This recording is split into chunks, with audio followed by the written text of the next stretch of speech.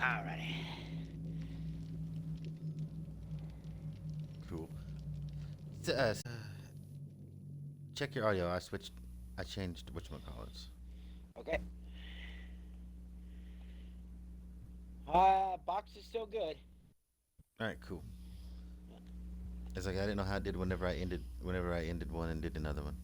Gotcha.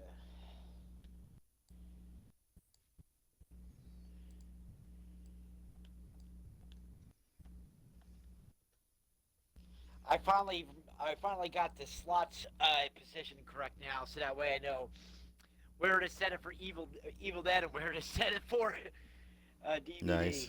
Yeah. All right, I'm headed over to you. Oh, you're in menu, so Well, I'm not. Yeah, I'm still loading in, so. okay. Challenge.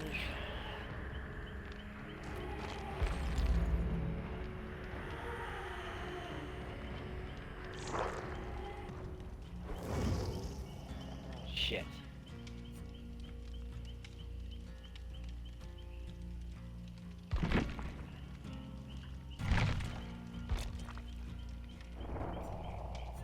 Nope.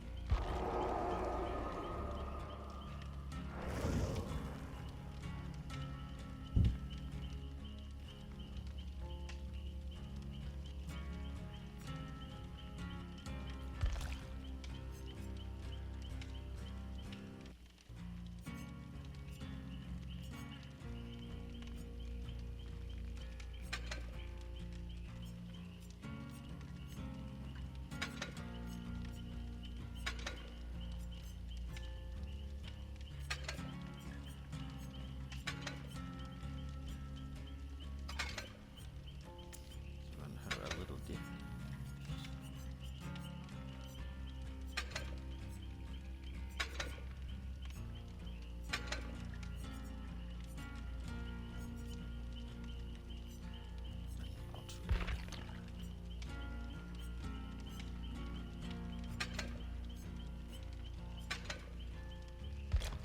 Possible, but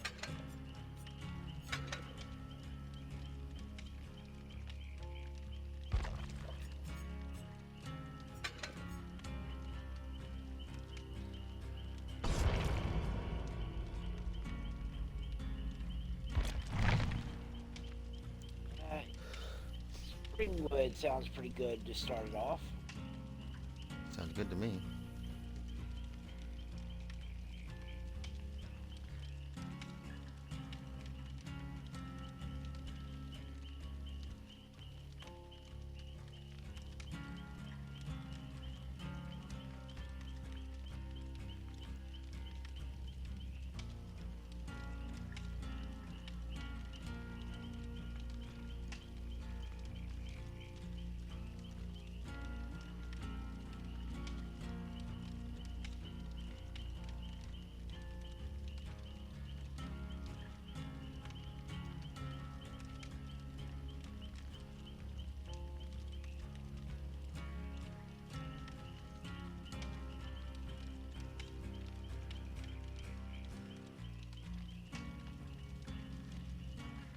I wish I could yell at the blood web.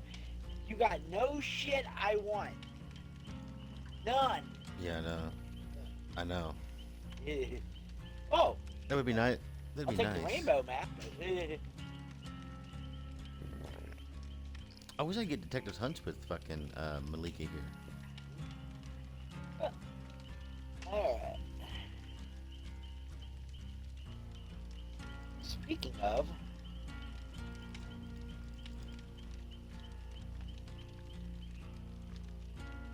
oh,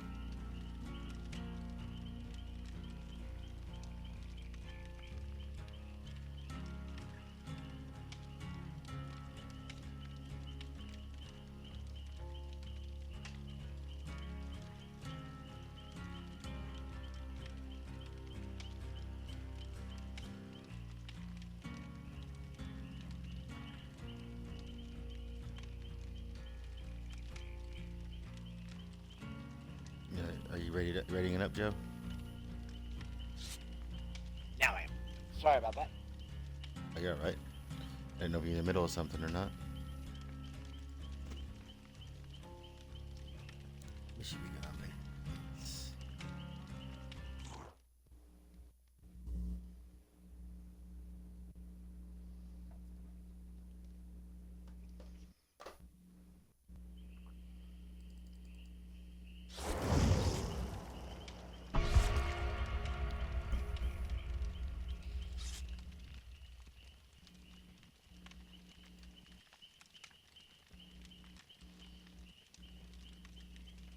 Fuck, even the 50 cent paper towels at Walmart went up to 58 cents. Mm-hmm. Dude, everything's going fucking up.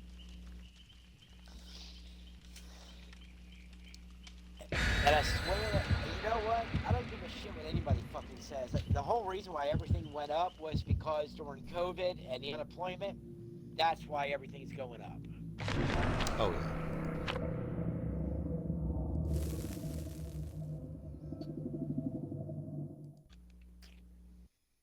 You know, I love when everybody was screaming and yelling when Biden was thinking about making a minimum wage across the board, $14 an hour, and everybody was screaming, Yeah. "Everything's gonna be going up. Everything's gonna go sky high again." It said, "Look around you. A little bit late Yeah. for that. Oh yeah. It's already been fucking Way too done." late for that. Yeah, Way too late for that. like I said, what Biden needs to do. Yeah, I'm all for $14 a fucking hour across the board. You know what I mean? Yeah. I mean, but then also put a frickin' and Biden will put a freaking gouge lock on everything. Yeah, that would be nice. Oh, he can do that. I mean, the president does have the powers to prevent price hikes.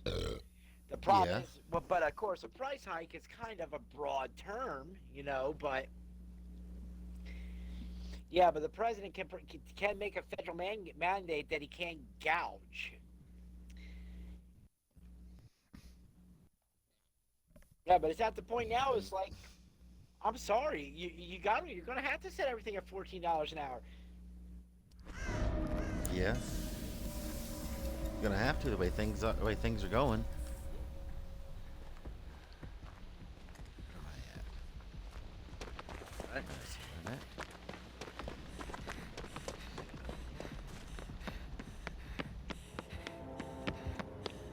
Get this knocked out real fast here. I've already got a heartbeat, and I'm in the school's basement. All right. I think that's Ghostface. All right. Well, one totem is going to count for. Yeah, Nope. Ghostface. Yep, it's Ghostface. Someone's already. Two of them are accounted for. I'm blessing one down in Freddy's bedroom. Okay, that's cool. That's cool because if he does happen to snuff that, and if he is running no one, that's an easy one to fucking find.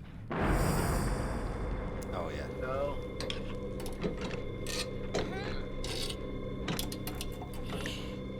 I got the other one that's in the usual location knocked out. Nice. I'm just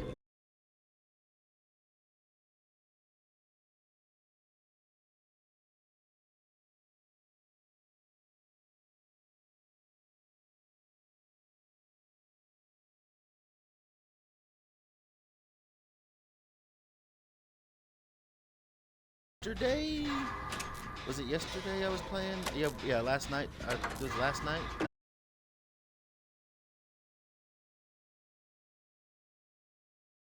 Right in a row, 4 matches, 4 different legions. Well, I can deal with the Legion. I like playing. Oh, I can too. I can too. It was just monotonous. It was just like Yeah. Legion. It's like I know what you're gonna do. You're gonna fatal frenzy me, and I'm gonna look like I'm gonna run away. I'm gonna mend up, and then we're gonna do stuff. Yeah. There's no killer's basement in the school, so which is the main building. So the killer's basement's probably in the shack somewhere, wherever the shack is at.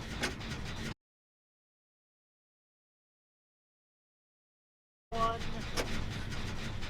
Good. It's good. I know where another tournament is, and I'm getting ready to kill.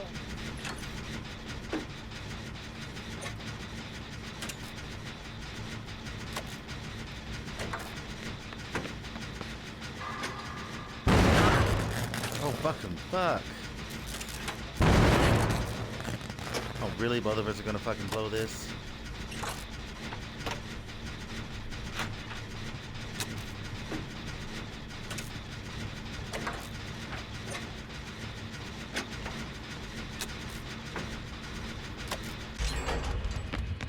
And sit down here the whole time, no fucking mess skill check. Person comes down to us and I mess a skill check up. Come on. Damn it.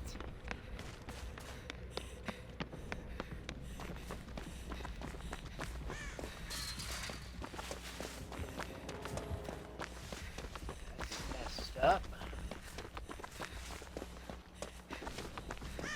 What's that? Oh, okay. Damn it. With chin. Fuck. Somebody busted a did you bust a totem in the killer's basement? No. Randos were on it dead too. What's that? Randos were on it. Randall, yeah. Nice. So that's mine. You busted 2, so that's 4. So there's only 1 left.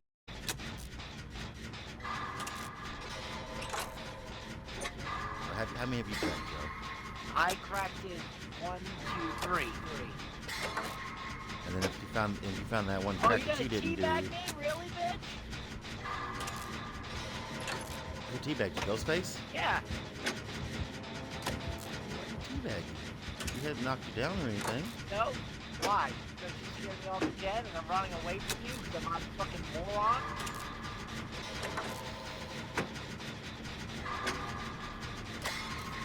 Or what? You're trying to bait me into thinking that this is a, or this really just became a farming match?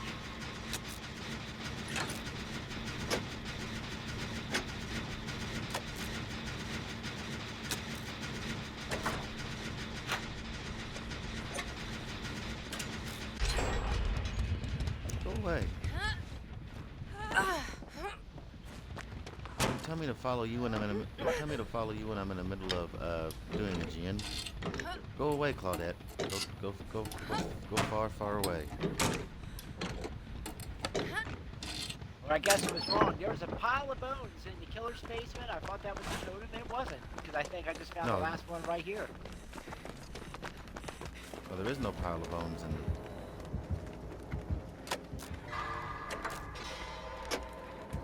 There's usually none in the killer's basement.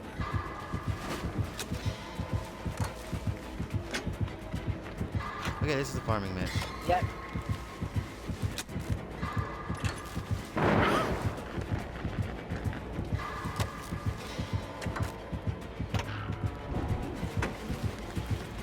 gonna do this until you grab me.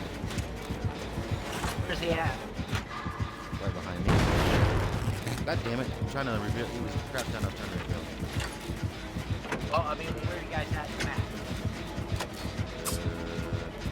By one of the doors. Okay. Behind the school, I think?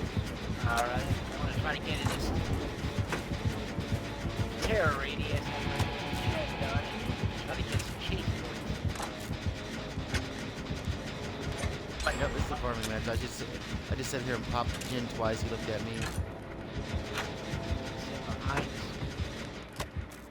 Yeah, I'm getting ready. It's getting ready to pop. It's like a 95, 90, 95.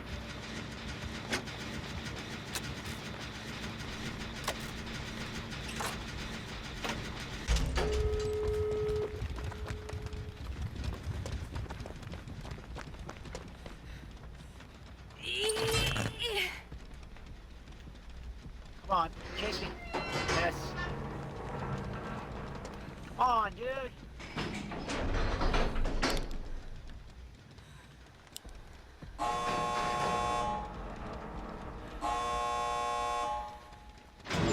Yes. I'm gonna stun it. Nice. The door's open. The door by me where I was at, Alright. by the blue house. No, the like the brown house with the thing out the That's alright, I'm at the other garage door. out back. I'll be able to get points escaping in with.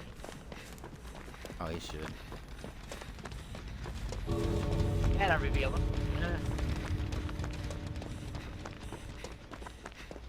Yeah, he's just standing here. Let me open the door. I'm getting it open.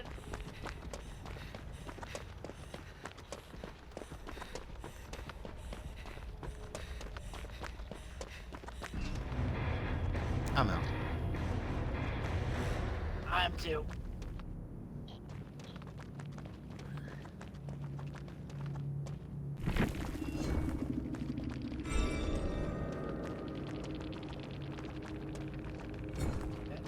Alright. Here we go.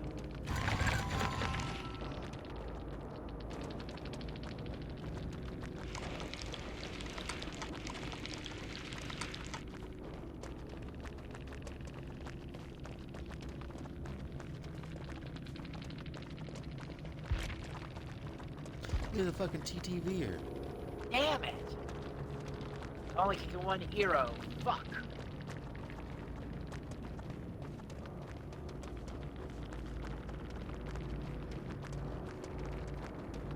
Yeah, it was a TTVer.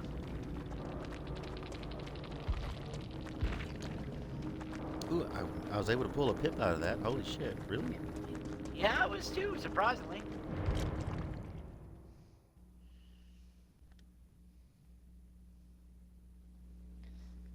I do gotta say though, I'm actually a bit behind in where I usually am. Usually by now I'm at least silver. Yeah, you'll have that.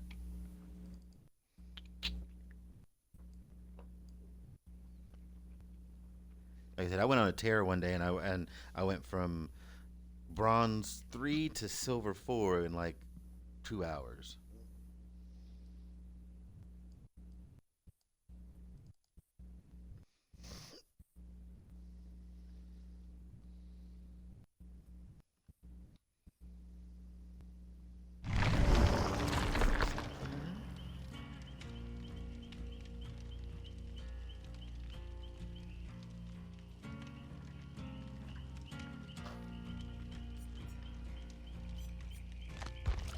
Like I said, I will say there is an element of luck in this game.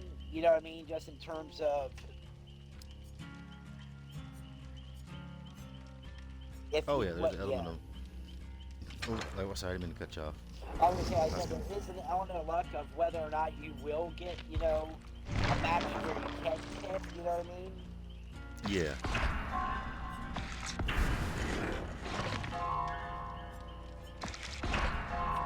Because you could be the most skillful player, you know, in the area, but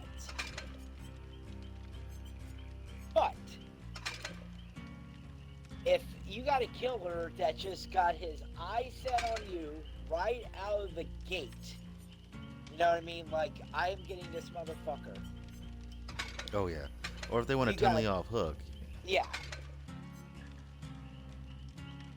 Like I said, there's a few people out there. They still get down to everyone. They still get downed a lot, but there's a few players out there that can loop the killer for like 3 or 4 gens, 5 gens, 6 gens. I watched. There's these guys. That's called Hardcore Survivor, where they bought a new account on Steam and went from at the time before they flipped over from level 20, which is basically level 0, to iridescent 1 without losing all the characters. There was 4 of them. And they couldn't lose any characters where they all 4 couldn't be 4 different characters. And once they lost that character, no one else could be that character.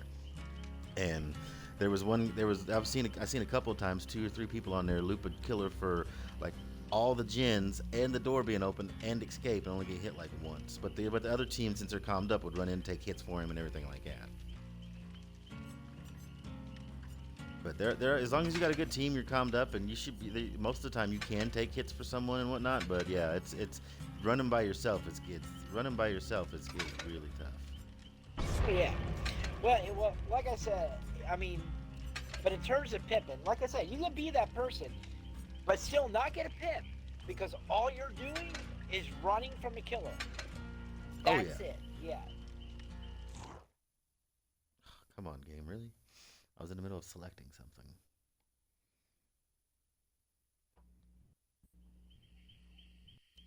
Because this is one of the games where, in terms of advancement in the game, your main objective is not even near enough, which makes me laugh.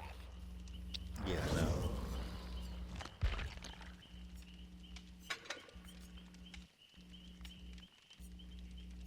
I mean, it's possible to actually go down a level after doing the primary objective of the game. Oh yeah, I've lost a pip by escaping because I didn't get no benevolency in.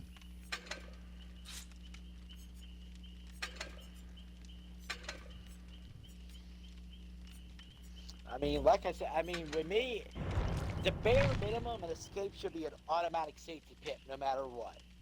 At the Oh yeah, bare I minimum. agree. Yeah, I would go so far as saying escape is a pip. Because you go now. Granted, I do see the downside because if you're able to pip by just escaping, you're basically going to have a survivor just playing coward the entire time. Yeah, this game will turn into a one versus one versus one versus one, a one versus one versus one versus one versus one versus one game instead of a 4 versus 1 game. I had to make sure I had all the ones right. So, like I said, I retort what I said before in terms of an escape should be an automatic pip because that would ruin the game. You know what I mean? Because that's what would be hide and seek the entire. It already is hide and seek, but. Oh yeah, I would still kind of like that anyways with the MMR system. You get high enough MMR, you get somebody that wants to get their MMR up. All they have to do is play coward, stay away from the killer, and wait for somebody to finish the last gen, and either open the door or just wait for the door to be open. Zoom out. They're redoing the MMR system now, but as it stands right now, their MMR goes pew all the way to through the roof, and then they're in matches they have no business being in. Yep. Which really, which I don't really even see the value of doing that, but I don't know. I don't know either. I don't know why people do that either. But most of the cowards I see are kind of, noobs going on to going up to novice, I would say. Yeah. Because it's like, I got to escape. No matter what, I got to escape. It's like, dude. And damn it. Nurse. Yep. Right on me. Right out of here. Yeah, it was near me where I was doing this gym. So I thought maybe she would pop on me, but she didn't. Watch it, I'm running Boone Exponential with her.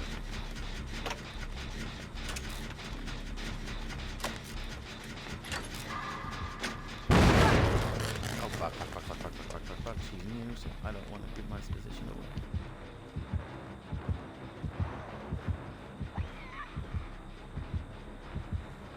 Kick my gen, bitch.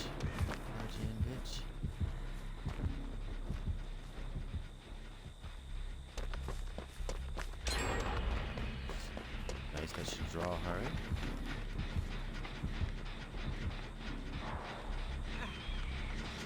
Notice going down.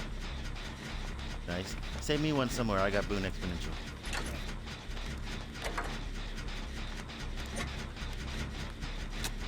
Wow, great value Swiss rolls are now $1.42. Man, great value? Mm-hmm.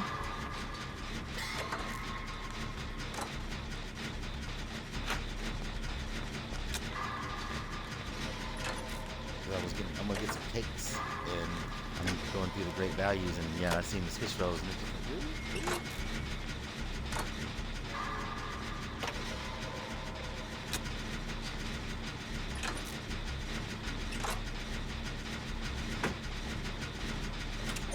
Ah, damn, somebody used a lot of Mercy Agent. Me. Gotcha. I had like 3 of them, and nothing really else to go with her real quick, because someone else picked fucking Kate while I was loading in, so I just like, Murky Agent, let's go. I had like 10 seconds, and that's the purple Murky Agent too. So it's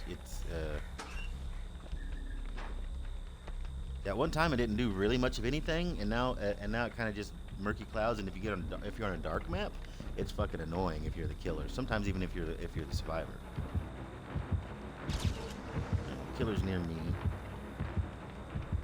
Fucking great value cupcakes are $2.50. Gotcha. God damn, they got the fucking boots like clustered together.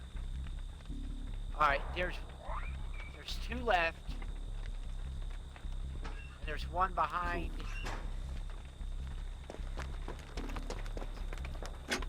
Yes, there's one in between 2 barrels, a red and a blue. And then there's one somewhere. And that is. Is there one near the killer shack? Yeah, right in front of the killer shack. If you go out of the killer shack. Well, leave that one. I know where that's Yeah. at. And I'll get that one with the exponential, and that's where the exponential will be. And then we'll know where that's at if it gets snuffed, and then we can get rid of it later if we need to. Yeah, it's not in the killer shack, but it's in front. Like if you would leave, go through the window and go straight into where the vaulting position between 2 barrels. Yeah. 2 barrels is one.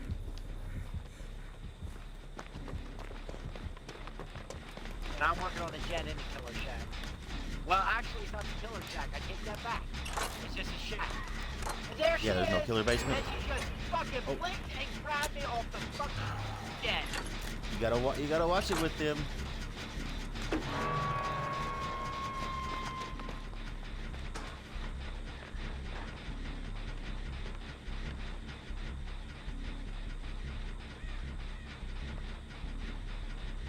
You're working on the boon? No, I ain't nowhere near the moon. Well, the boon I'm talking about is either being blessed or being broken by a random. I see where you're at, so that's somebody on this one. Somebody getting you, or is that the nurse? Nope, she Oh, got somebody's me. getting you. She's probably gonna blink right back on me. Oh, she's over here.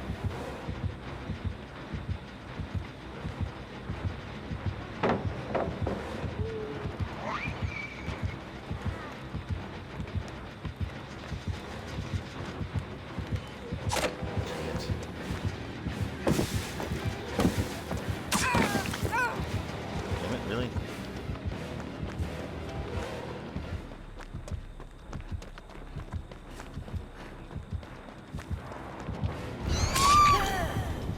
Wow. What did I get? Not remembering I'm playing against a nurse.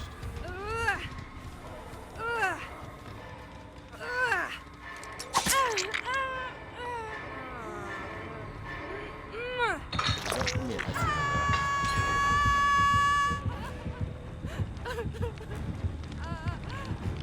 Okay, there's a boon by the combine. that. I'm on a hook. I know. I'm just moving on.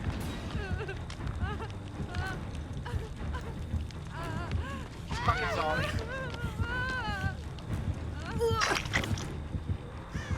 Thank y'all. No borrowed time. Oh shit, wrong way.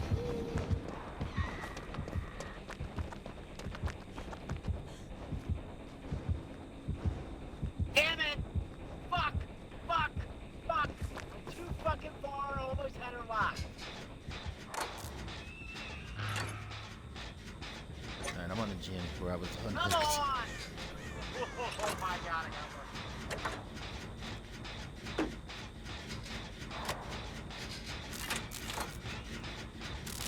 Yeah, but there is a boon right by that combine if you want to get it up. That's the last boon in the game. Alright, by the combine? Yes. See if I can go Right get by it. you were right by where you were hooked. Yeah, I'm gonna see if I can find it and get it.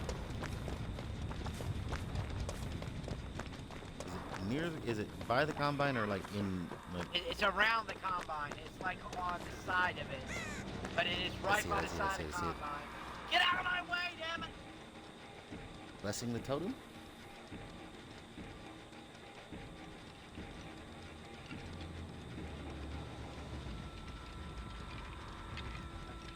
I'm sorry.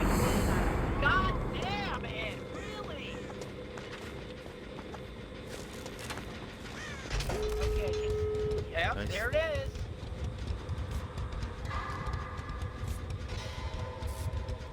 Oh, I can't throw it. Should have had you heal me Don't first. hit me on fucking hook because I ran your ass all the way around fucking everywheres. I had one person try to tell me that marked the killer, and it's like no, marks the survivor. It's like no, it doesn't.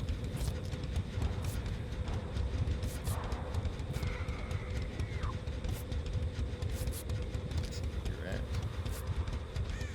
So we're Come on, reset. get up in here, Finn. Here we go. We're heading that. Yeah, we're They heading that got way me, they too. got me. But, oh, of course, We shouldn't have to. Yep. Shouldn't have to worry about NOED. Of course.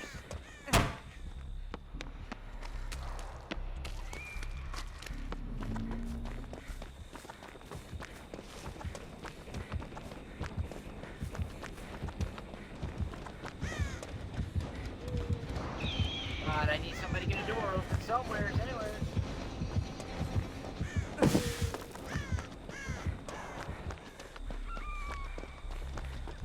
I lost where the door was when I was healing.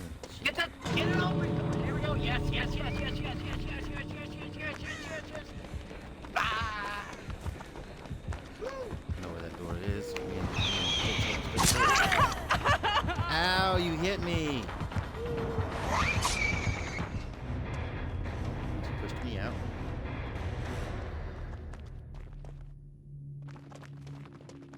Just barely got a pip, but I got a pip.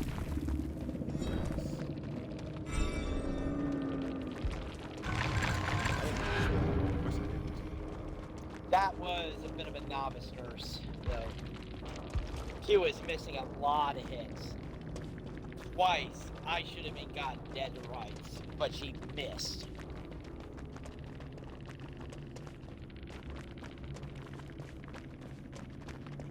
Oh, yeah.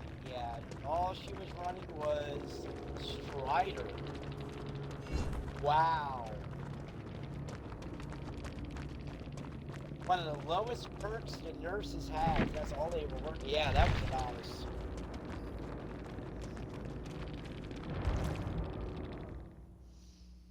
I was all proud of myself there for a second, but now it's like,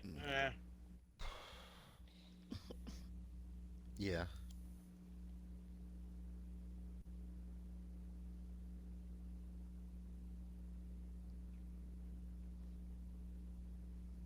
I hate that whenever you're just like, all right, cool, I did great. And then you look at the things, oh, fuck, never mind.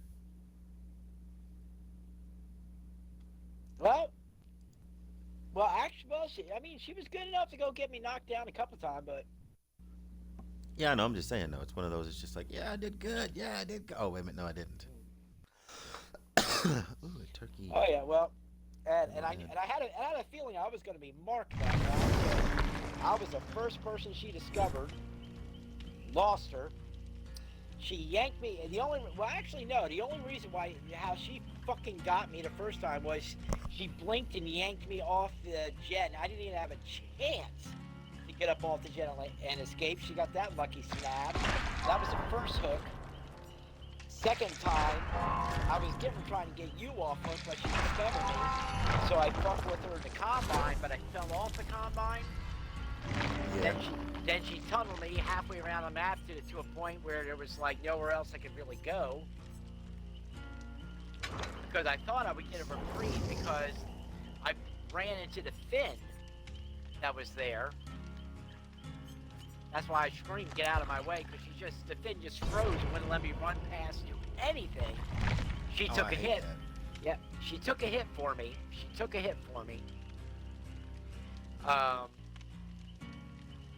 And then,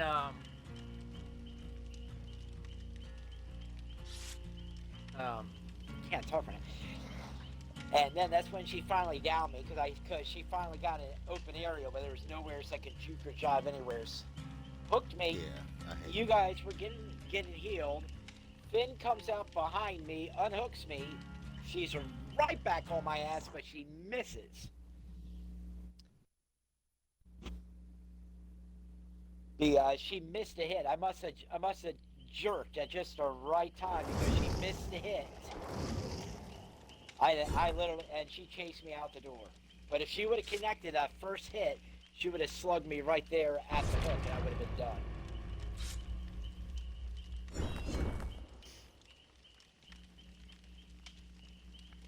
Oh yeah. Alright. I got lead calendar stuff.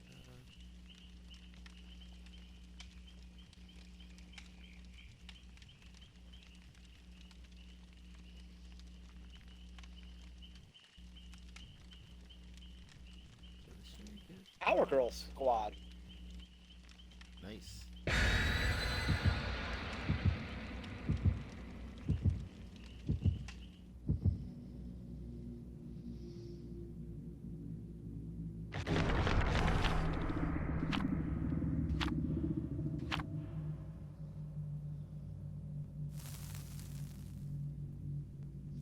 Oh, really? What's that? Well, apparently that last killer, because I didn't really get a good look, he is an Xbox player. Oh yeah. Well, he sent me a GG. Well, actually, he says, "You got lucky, GG." Should I school him? Oh, it's up to you, but I don't know about being lucky. Yeah, no, I wasn't lucky. Yeah.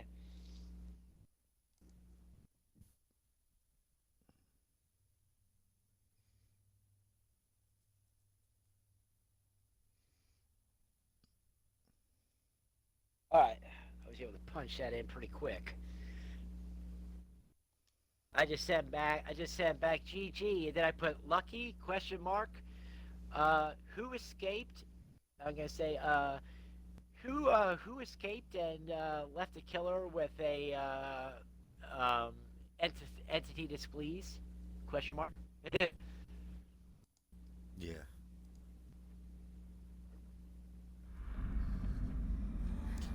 Thompson House again, damn. Or not Coben Farm again.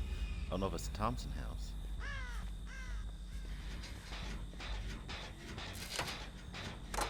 I know there's some students on the map.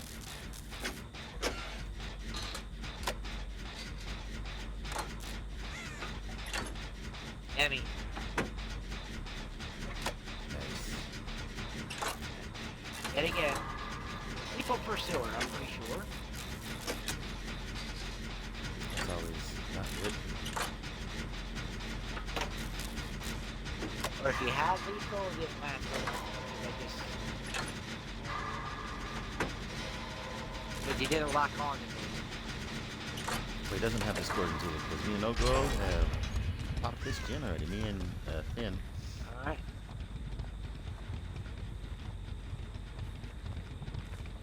One totem's going down. Yep, I have no totem perks, so. Let's skip this one. They're over there. Okay, we got an immediate pickup of her. Two totems going down.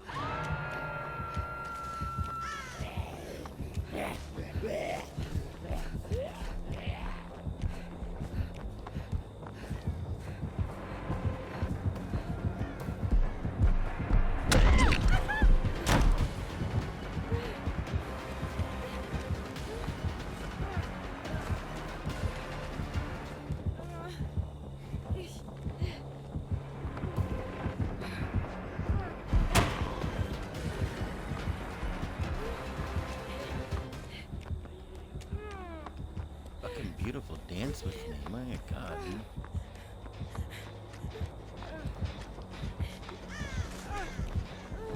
Still on me?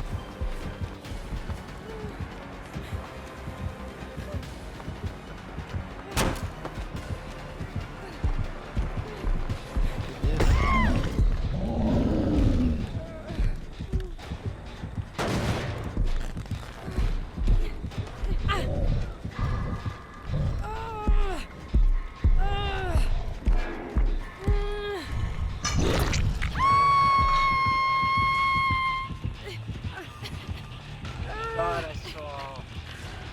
in Georgia. Let me know if he's still going your way.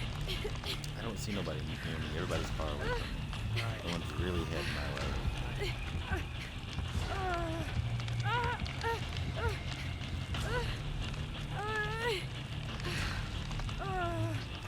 Damn it.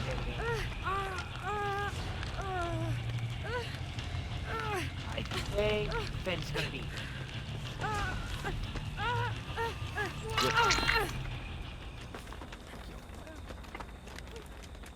And it's my turn. Go. Come on, hit me. Fuck shit. I'm running counter first, sweetheart. I don't want to be right underneath the hook, but I don't want to make you run too far. Thank you.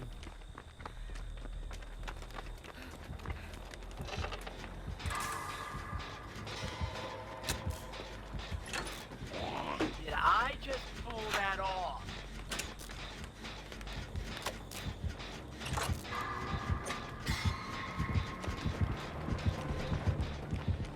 There's no way.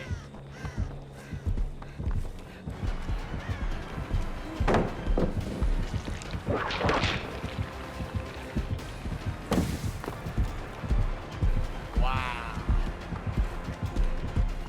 Lightweight, lightweight, lightweight.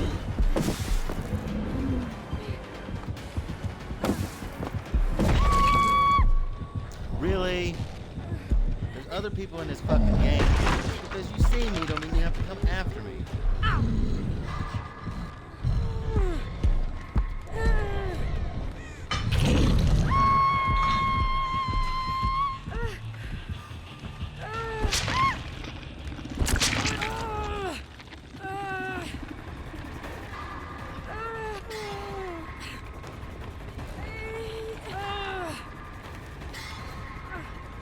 Going with the boons over here, motherfucker.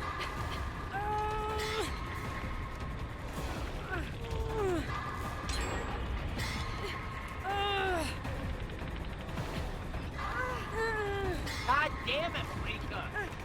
Oh, should he run somebody to you? Yeah, ran that right at me. Well, go on, buddy, come on. God damn it.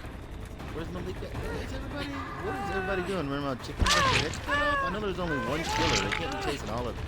I know there's only one killer. There can't be Damn fucking... it. There we go, Finn. Thank you, Finn.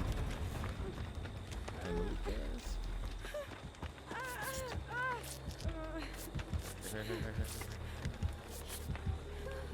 you. Get the hell out of here.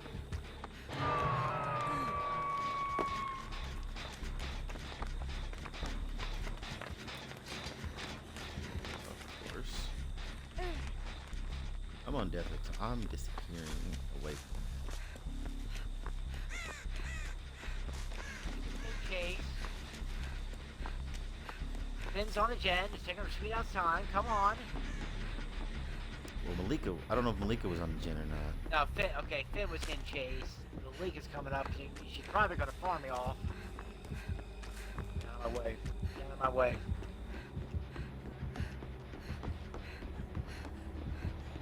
All right.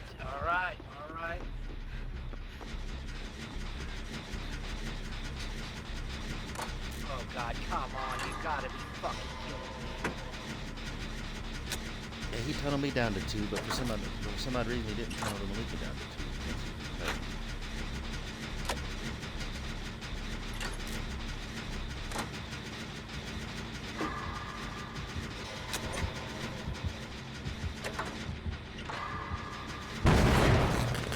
You've got to be kidding me.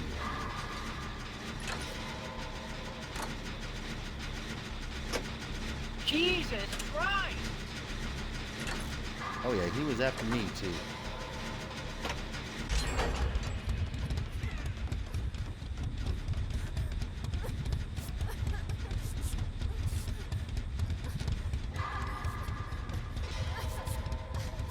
I didn't even know he was behind you, girl.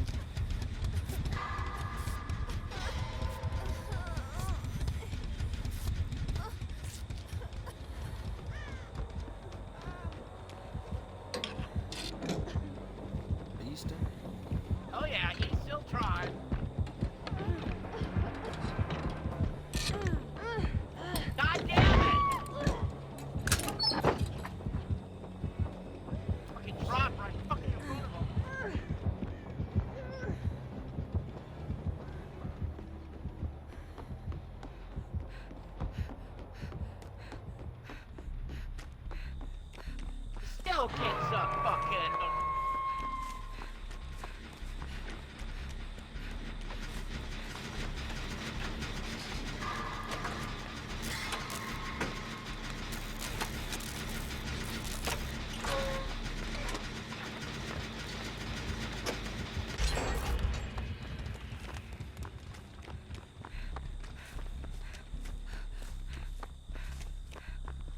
Where you Oh, at? thank you. Awesome. Oh, okay, awesome. Well, Malika, she actually came. She actually took the heat. Oh yeah, nice. Yeah. Took the heat and Debbie actually took the bait.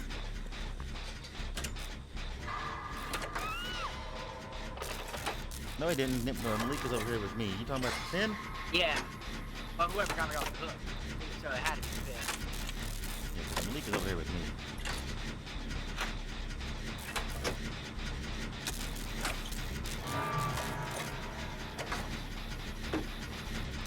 Alright, well, Malika, you're up the bat. She's over here with me on the gym.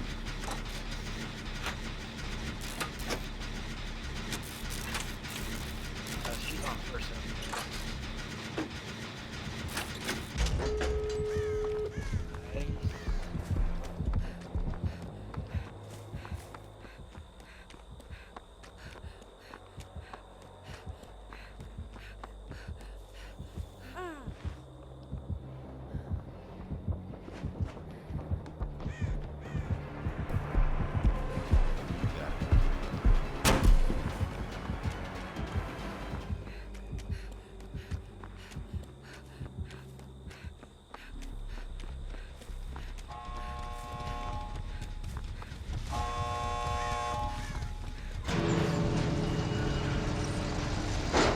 Our door's open. Alright, which store was that? It's Yeah. by the combine. By the combine. Okay, okay. We're all healed up. All healed up. He's heading our way.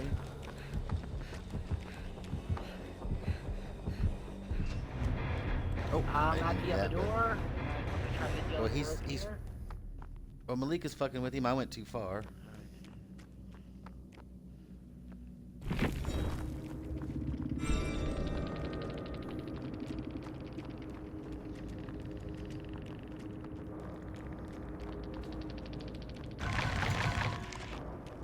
Uh, and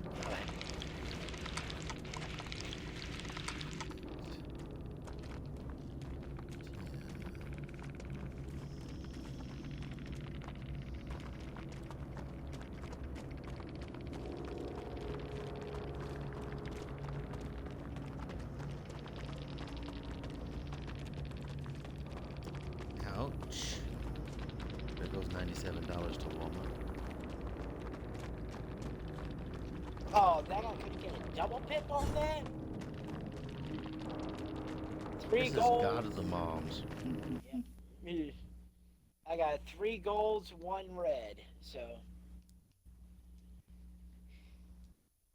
Yep, it looks like God of the Moms was a newbie also. Iron Grasp at yellow. Munster Shrine at yellow. Don't know why he ran that because he didn't even attempt to get to the basement anywheres. And Unrelenting. That's one of them. If you get a chance to be by the basement, it's good. But yeah, I usually don't get. I usually don't worry about the basement. So Well, that.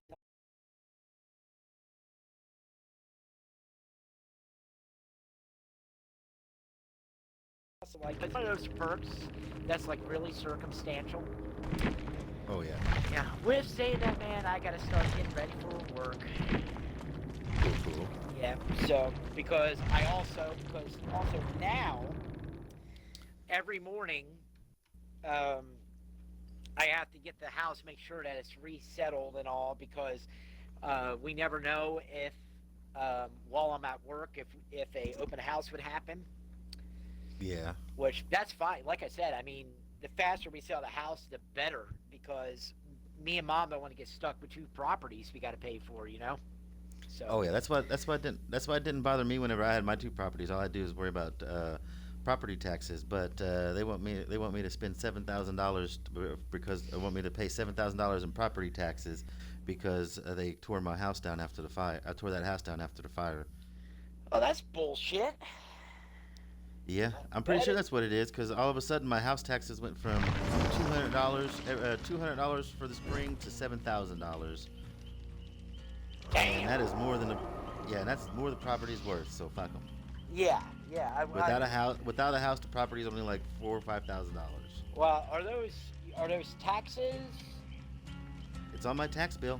Well, yeah. Well, unfortunately, man, what sucks with taxes is they will come after you. But No, they won't. They'll just take 316 okay. Oh yeah, yeah. because Like, it's well, for 316. It's not for this house. I'm oh, paying okay. taxes. I'm paying taxes through escrow. I've told you that a couple times that I have Okay. my taxes through my house payment for this house. No, I'm talking about 316. They try to tack on $7,000 because they had to knock the house down after the fire. Gotcha. Well, I thought the one guy who actually had the property that took down your old house was going to buy that property. He was, but I could never get a hold of him and then my phone died, so I could never really get a hold of him to do anything Gotcha. with it. And he had Blaine's number, but he never got a hold of Blaine, so He probably figured out that the amount of money he's probably getting boned for fucking up the property. He's probably in the red. So. oh yeah. All right, man. Well, I'm gonna go ahead and let you go, and I'll see you tomorrow. Okay? All right, later on, Joe. Be careful. Okay. Later on, you too.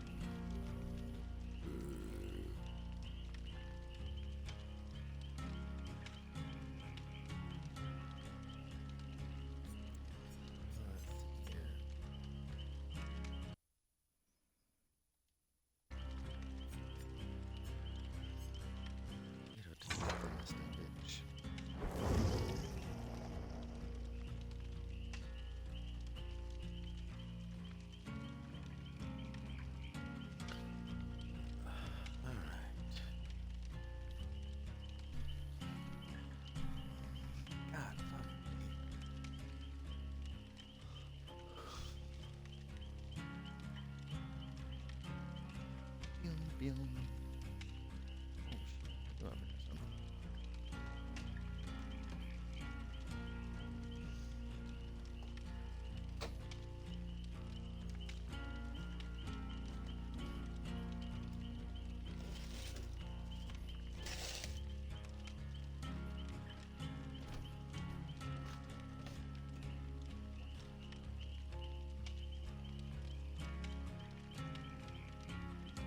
Hey, what's up? Joe literally just got off. Yeah, Joe he? literally just got off. Yeah, literally just said, I gotta go. Well, damn. Yeah, so You missed him by like maybe 2-3 minutes. What's that?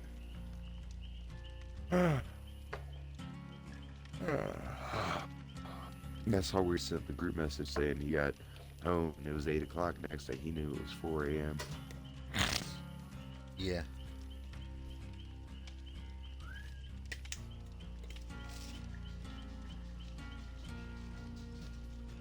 All right, 3 more minutes.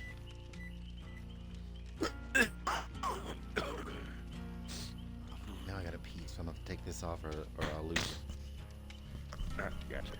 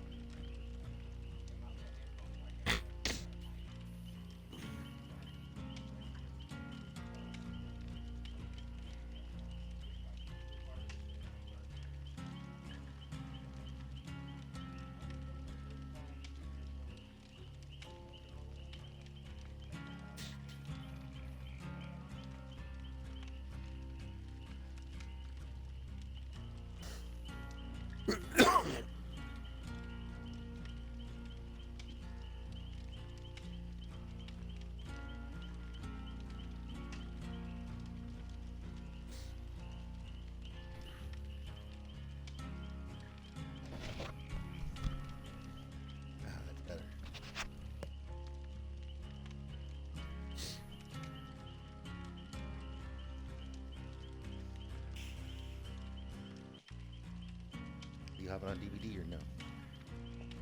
Uh, Probably not. I think I'm gonna do my GTA spin.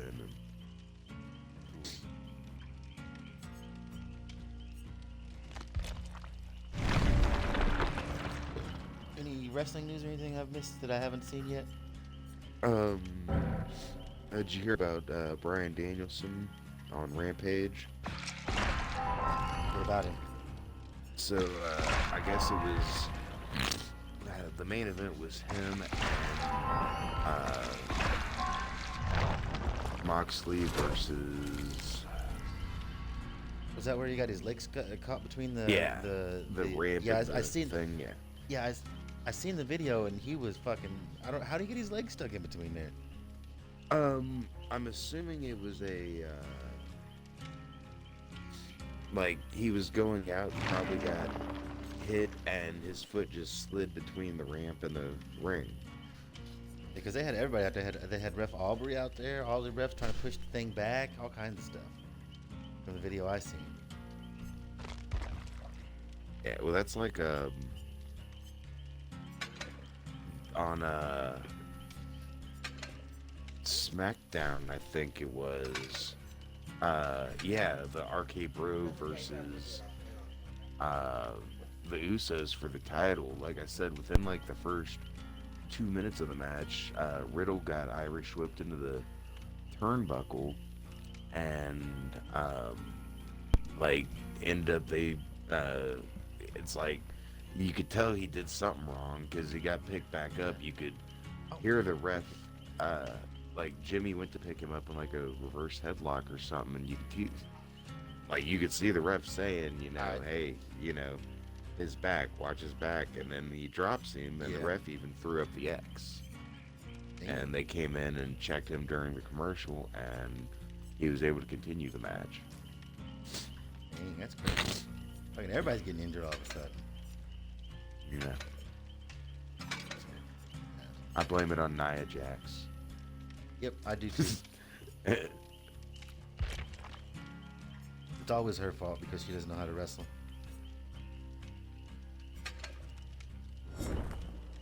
Did you hear where she was trying to make some crazy claims about people being blackmailed in the WWE to do stuff and blah blah blah? I saw something about it, but not much. Yeah, just I think it's just her being I think her just being a bitter bitch because she doesn't know how to wrestle. I still think it's funny she's injured more people in a I don't know how long she was, but at the time that I seen the numbers and everything, it was a 3-year period because a lot of people were like, well, what about Seth Rollins? He hurt Sting and he hurt his knee and cha. So they just did that was back when Seth Rollins hurt Sting, and that was still a bit of a sore topic or whatever with fans, and trying to blame Seth Rollins. You know how they was trying to say he was unsafe in the ring and whatnot. So the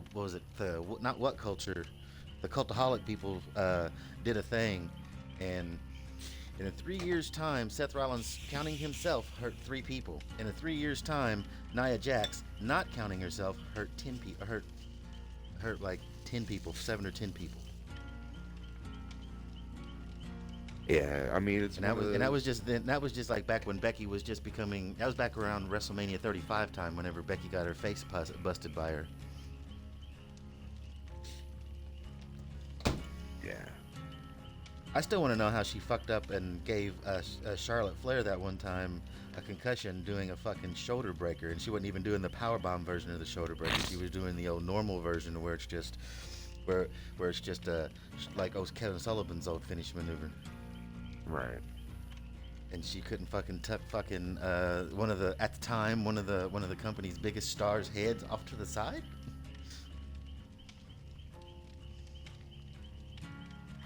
Yet she's supposed to be she's supposed to be an Anawani and know how to wrestle, huh?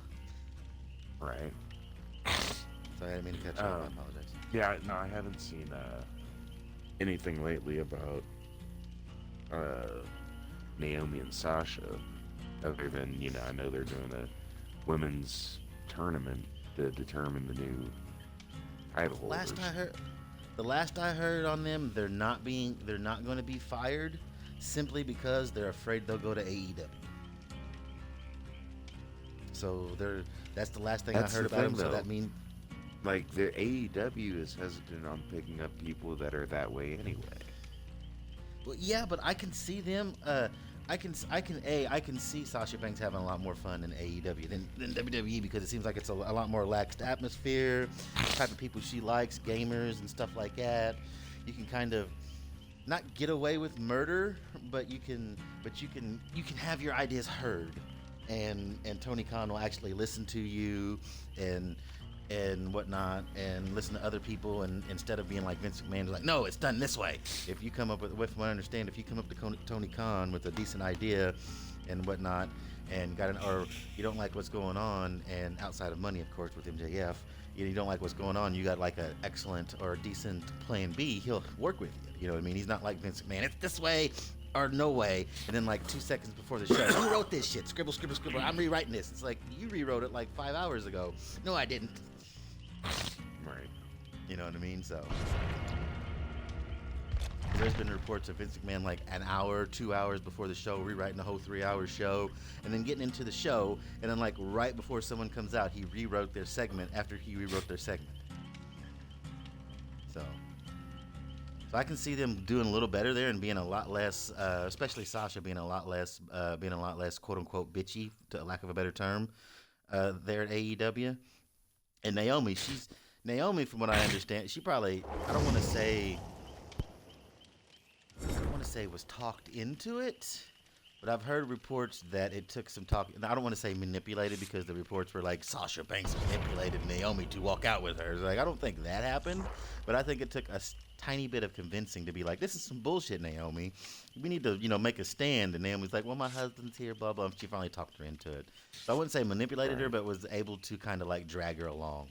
Because Naomi's, the last thing, like I said last time we talked about it, the last thing I heard about Naomi was she was driving the car when her drunk ass husband squared up to a cop, and they was going the wrong way down a one-way. Oh, you got your audio included? Because I am streaming. Yeah, I do. I think I did. Okay, just making sure. Thought I did. I was just making sure, because that'd be a really weird conversation about Naomi, blah blah blah. Oh yeah, blah blah. But yeah, I can see them picking those two up if they would go to AEW, because they really need any type of wrestling help, any type of help they can get with their women's division. I know they've got Serena Deeb, and I know they've got Britt Baker, and they've got Thunder Rosa and Hikaru Shida. She's kind of off and on here lately, especially since you just said she got re-injured again. She got injured after she was stuck in Japan or whatever for a little bit. Yeah. And then that one chick just came back. What chick? Maki or whatever. Oh, Maki Ito. Yeah, I heard she's not Yeah. the greatest wrestler. Because it seems like their women's division is very lacking, and they need someone, at the very least, some type of veteran that's a little more of a veteran than some of the quote unquote veterans of the women's system there. Because I love Britt Baker, and she can wrestle, but I just now started really liking her wrestling, because whenever she first started, I thought she was a tad bit sloppy and a little bit stiff. Now she's starting to be a little more fluid.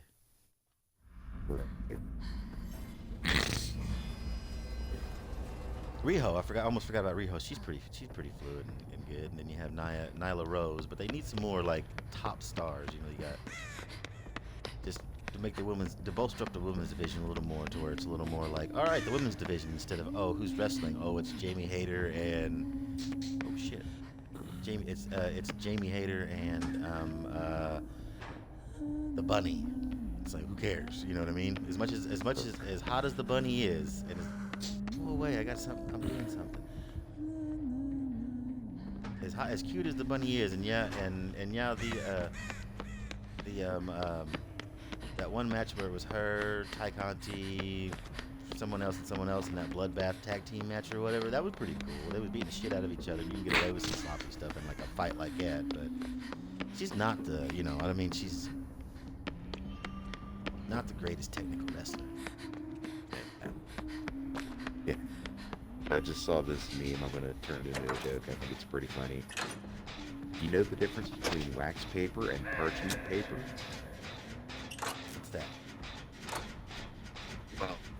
One of them you can use the other stage. The other you can also use the oven if the thing you're trying to make happen is a fire. Yep. Yeah, it's true. It's true. Oh, where am I doing expansion area?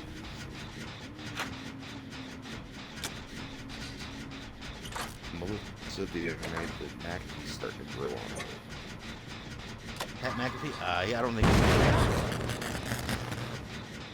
I wish somebody would sweep his legs out underneath him when he's dancing on the stage, making Shinsuke Nakamura look like a fucking fool.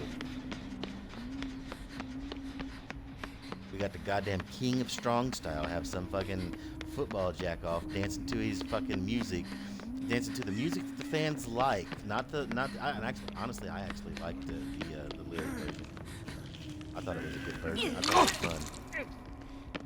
And the reason why he had it, because it was like, I don't want nobody to sing along to it no more, so fuck you guys. And I was like, that's kind of cool. And then I got to listen to it. They put that in there whenever you turn heel, and because basically we're, I'm gonna kick you in the balls or something like that. No, the whole reason that he did that is he got tired of, because when he was first heel, he kept his old music and everybody still sung along with his music, da, da, da, and as a heel, he was like, you guys need to stop that. You need to stop that. And he pulled a Kurt Angle and like changed his music to where there's a guy singing in it where you can't sing along with the da-da does. And that was his whole reason. He didn't want nobody to sing along with it because he didn't like nobody. Let's see. Scrolling further on down my feed, I see that apparently the other night in Puerto Rico at a LAWE Cima de Champones event, AEW Santana became the first ever LAWE heavyweight champion. And the picture shows Santana getting handed the belt by former referee Mike Chioda. Oh, nice. Well, I thought Mike Chioda was with AEW. I don't know, he might be, but he might have had permission to run that match for whatever reason.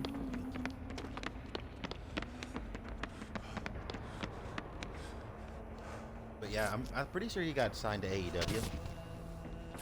I know he, because that was the whole thing with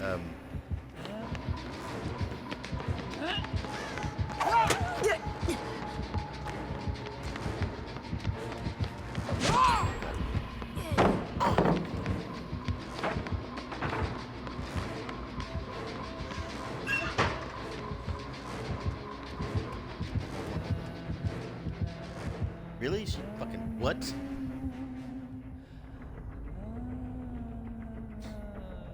That fucking worked without me having to stun her? Okay.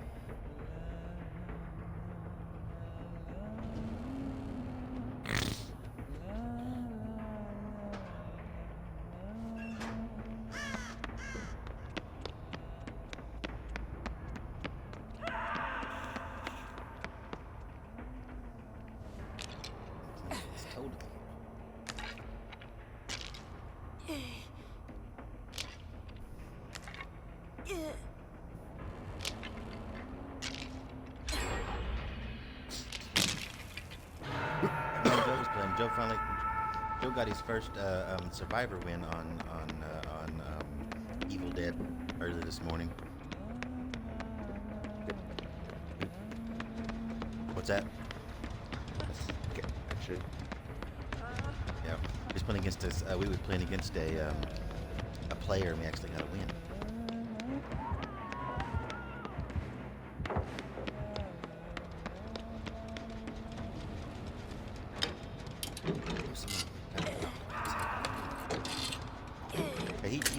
He likes switching back and forth between AI and player, and it's just like, I like playing against player because AI, it sometimes gets a little too easy, especially if you have a decent team. Now, sometimes you only need an okay team. Oh, against the AI, but against a person,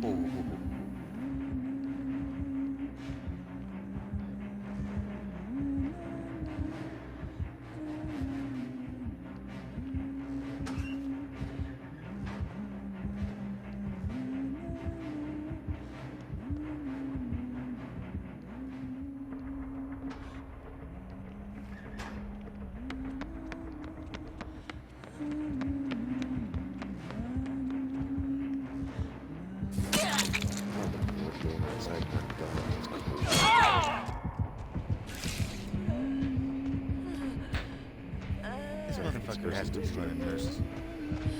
Oh, go ahead. But at least get up and win. It's supposed to get to 58 today. We'll get like 60.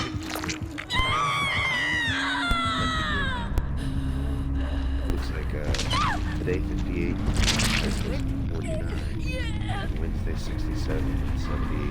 Good start going back up.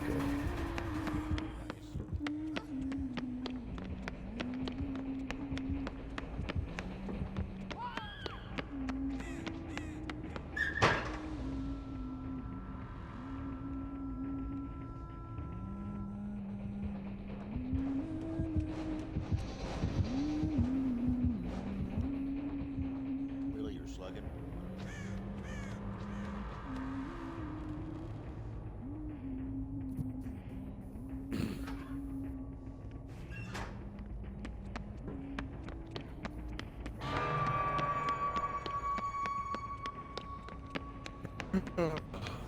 Damn, I need to wake up.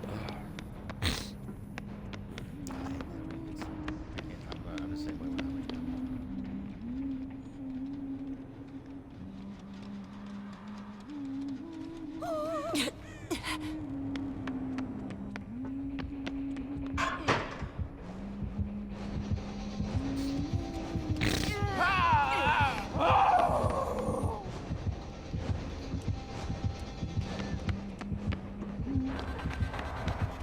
Ah, you fucking see.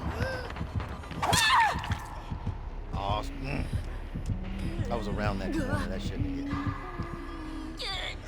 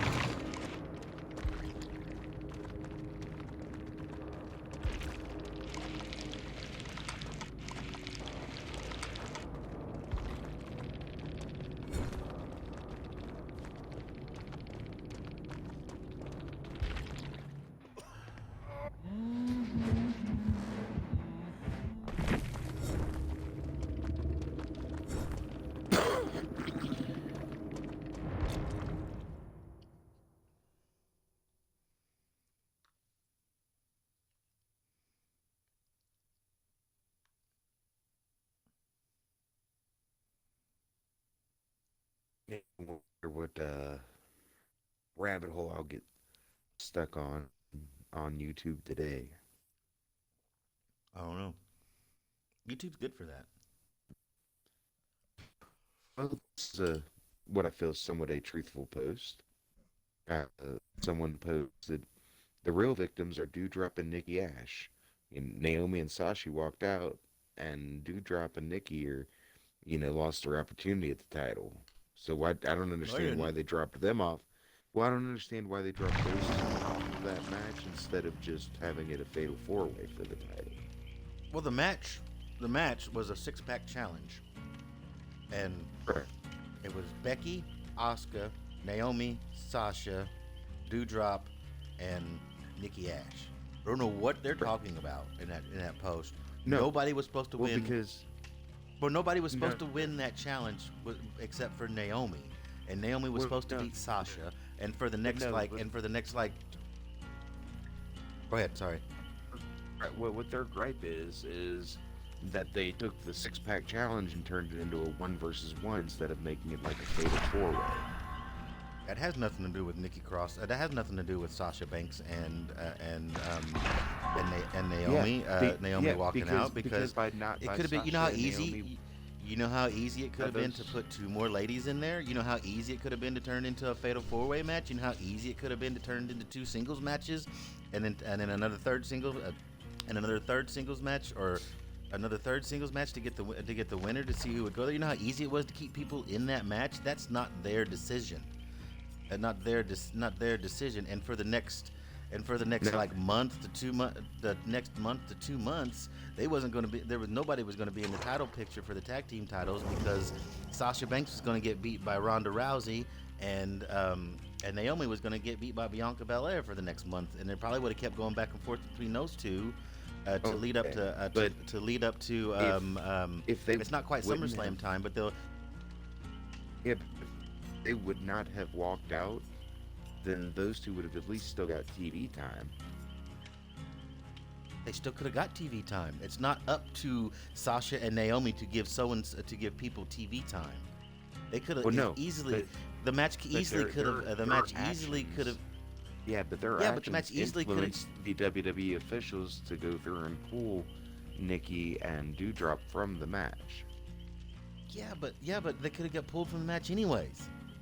There's no set until the match is on TV nowadays. There is no set. I'm going on TV and facing so and so because I've heard reports of matches that were tag team matches got turned into a completely different other match, but the team that was supposed to face the other team not even in the match no more because Vince McMahon didn't want to do that. Asuka didn't go to WrestleMania. Asuka didn't go to WrestleMania 35 because Vince McMahon was like, well, if we put her in a match with Carmella, she's just gonna beat the shit out of Carmella, and everybody's gonna know that. So we want to put her in something meaningful. And then what they do?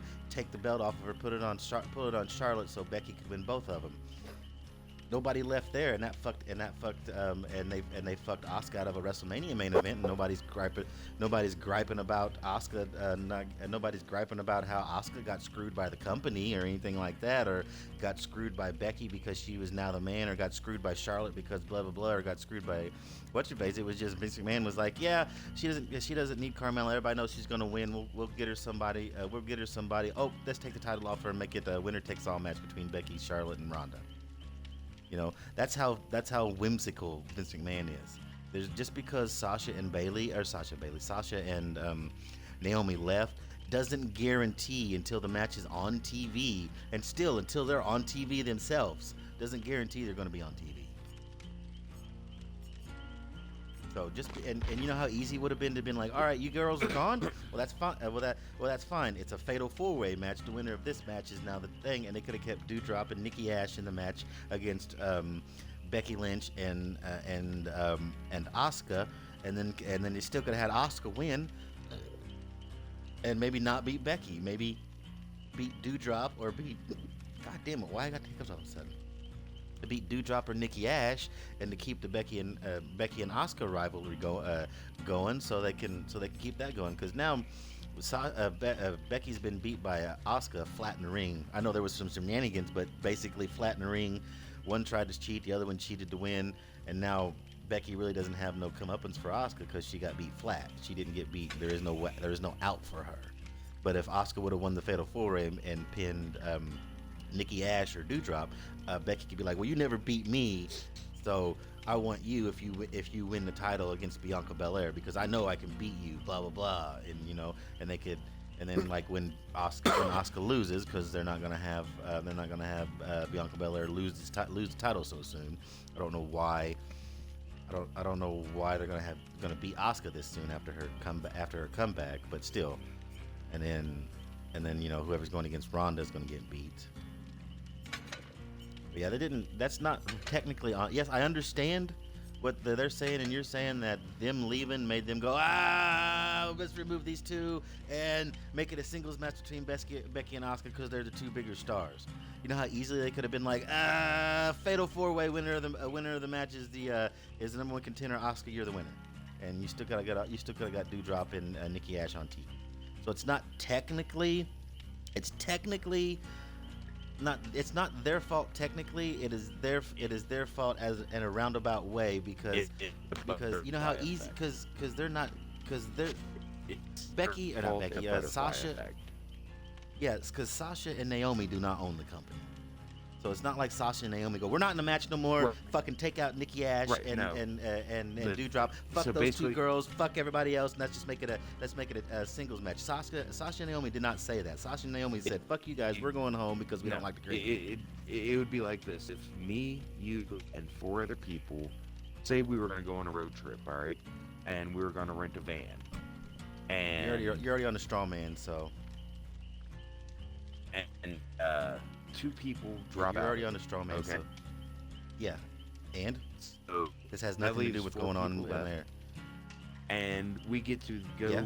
get the rental van that we're going to rent, and they're like, "Oh, well, there's only 4 of you. We can only give you a motorcycle with a sidecar." So Randy and Ralph, you guys hop in the motorcycle and the sidecar, and the other 2 are just A, SOL. It was that's somebody a else's actions influenced the head's actions, which went through and chopped off to unessential limbs. I'm gonna go ahead and interrupt. I'm an interrupter. I'm gonna go ahead and interrupt. That would never happen because that would never happen at a rental place because they don't rent motorcycles. I have never seen a motorcycle at a rental car place. They would just give us an. Like They I would just said, give it an S. They would just gave us it an is an SUV. obscure example. And then B.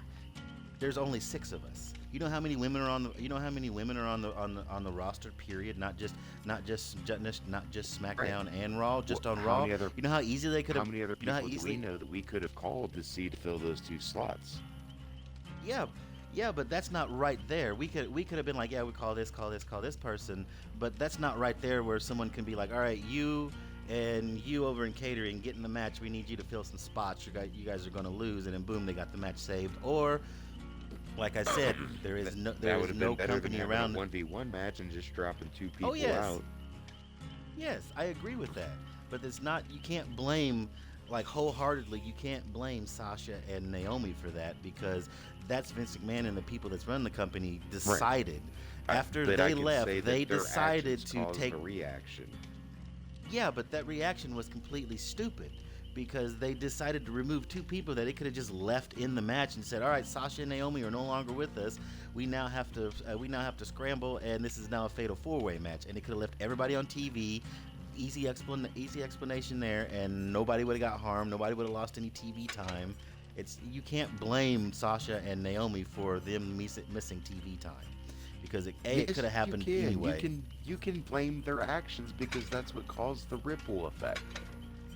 Yes, If they would not have You- walked out, the other 2 would have still been on TV. Also, if you want By to talk those about if you want to talk about walking hypotheticals, what if out. they wouldn't have walked out and Vince McMahon would have said, "Fuck Nikki Ash, fuck Doudrop, they're out of the match. It is now a fatal 4-way between Sasha Banks, Naomi, Asuka, and Becky."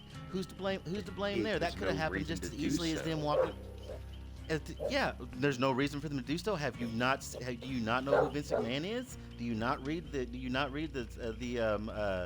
the reports about Vince McMahon looking at the script of Raw 2 minutes before Raw goes on, ripping it up and rewriting a brand new 3-hour Raw that's Okay. been written for the past 4 So, days just Other because than- he didn't other like than something. the madness of Vince McMahon. Well, you can't take that out of other than the madness of Vince McMahon because Vince McMahon's always going to be there until they either sell the company or he dies in that chair. So that madness is always going to be there. So there's always going to be that thing, and it's his madness and his booking that caused Naomi and Sasha to walk out because get your nose out of my fucking food because they was going to take the tag team champions and have one of the tag team champions lose to the singles champion person and the other tag team champion lose to this other singles champion person after they beat each other being tag team champions, and then there was no story for Nikki Ash or Doudrop during that time or after that time or anything like it. There was no plans for anybody in that match except for Naomi and Sasha. Everybody else, even Becky and Asuka, there was no plans for none of those other 4 girls in that match. So the actions of Vince McMahon and creative made Sasha Banks and Naomi walk out, which caused Doudrop and what's her face not to be on TV. So it was still technically Vince McMahon's fault that they're not on TV or whoever runs creative, which he stamps his approval on it, because they was going to break up the tag team champions for a month and not have any stories for them for the next 2-3 months. And Sasha and Naomi was like, if you're not going to do that, and they didn't just walk in to John Laurinaitis' office just that one day and drop their titles and leave. There was like a whole week of them going back and forth between Vince McMahon and other people trying to go, here's plan B. We want to do this with we want to do this with Nikki and Dewdrop because they need to be going after us for the titles. Here's a plan for that. No, you guys are going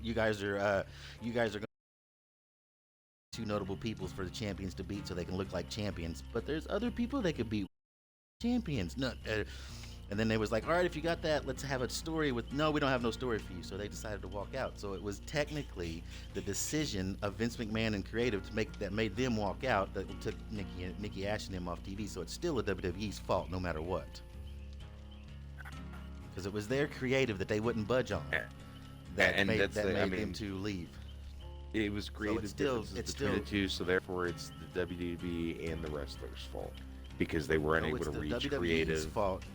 It's WWE's fault because they wouldn't budge. There is no agreement. There was no agreement. There is no reaching an agreement. There is here's a plan B because we don't feel like that we're being used right because we're the tag team champions and we need the tag team champions to be built up and we need someone to go against. Here's a plan B. Vince McMahon going, no plan B. Plan A is what we're doing. So that brings us to this. If you're at work one day, and your boss says, hey, while you're taking out the trash, instead of taking out the door on the ground floor to the dumpster, I want you to go to the roof, toss the trash off the roof into the dumpster. Are you going to go out the ground floor or are you going to toss it off the roof? My boss tells me to do it, and especially if he says the owner of the company, i.e. Vince McMahon of Credox, JT Credox says this is the way he wants it done, and I don't do it like that, I could be fired. I can be fired for insubordinate. Not doing the drops that they were supposed to do and not doing the falls they were supposed to do. They're essentially being an insubordinate employee, so therefore they deem to be fired anyway. So, but they're not employees, so they're not employees. No, it's not the wrestlers' fault because they're not fucking employees. They're independent contractors that are not employees. Because if they were employees, they would get benefits, they would get hourly raise, they would get health benefits, they would get insurance, they would get contract everything. saying they would make title defenses when they were told they would wrestle matches. No, they didn't. No, they didn't. In their contractual agreement, they signed a contract. They signed a contract to be WWE wrestlers. Excuse me, WWD sports entertainers. And yes, their boss is quote unquote Vince McMahon, but they are also independent contractors.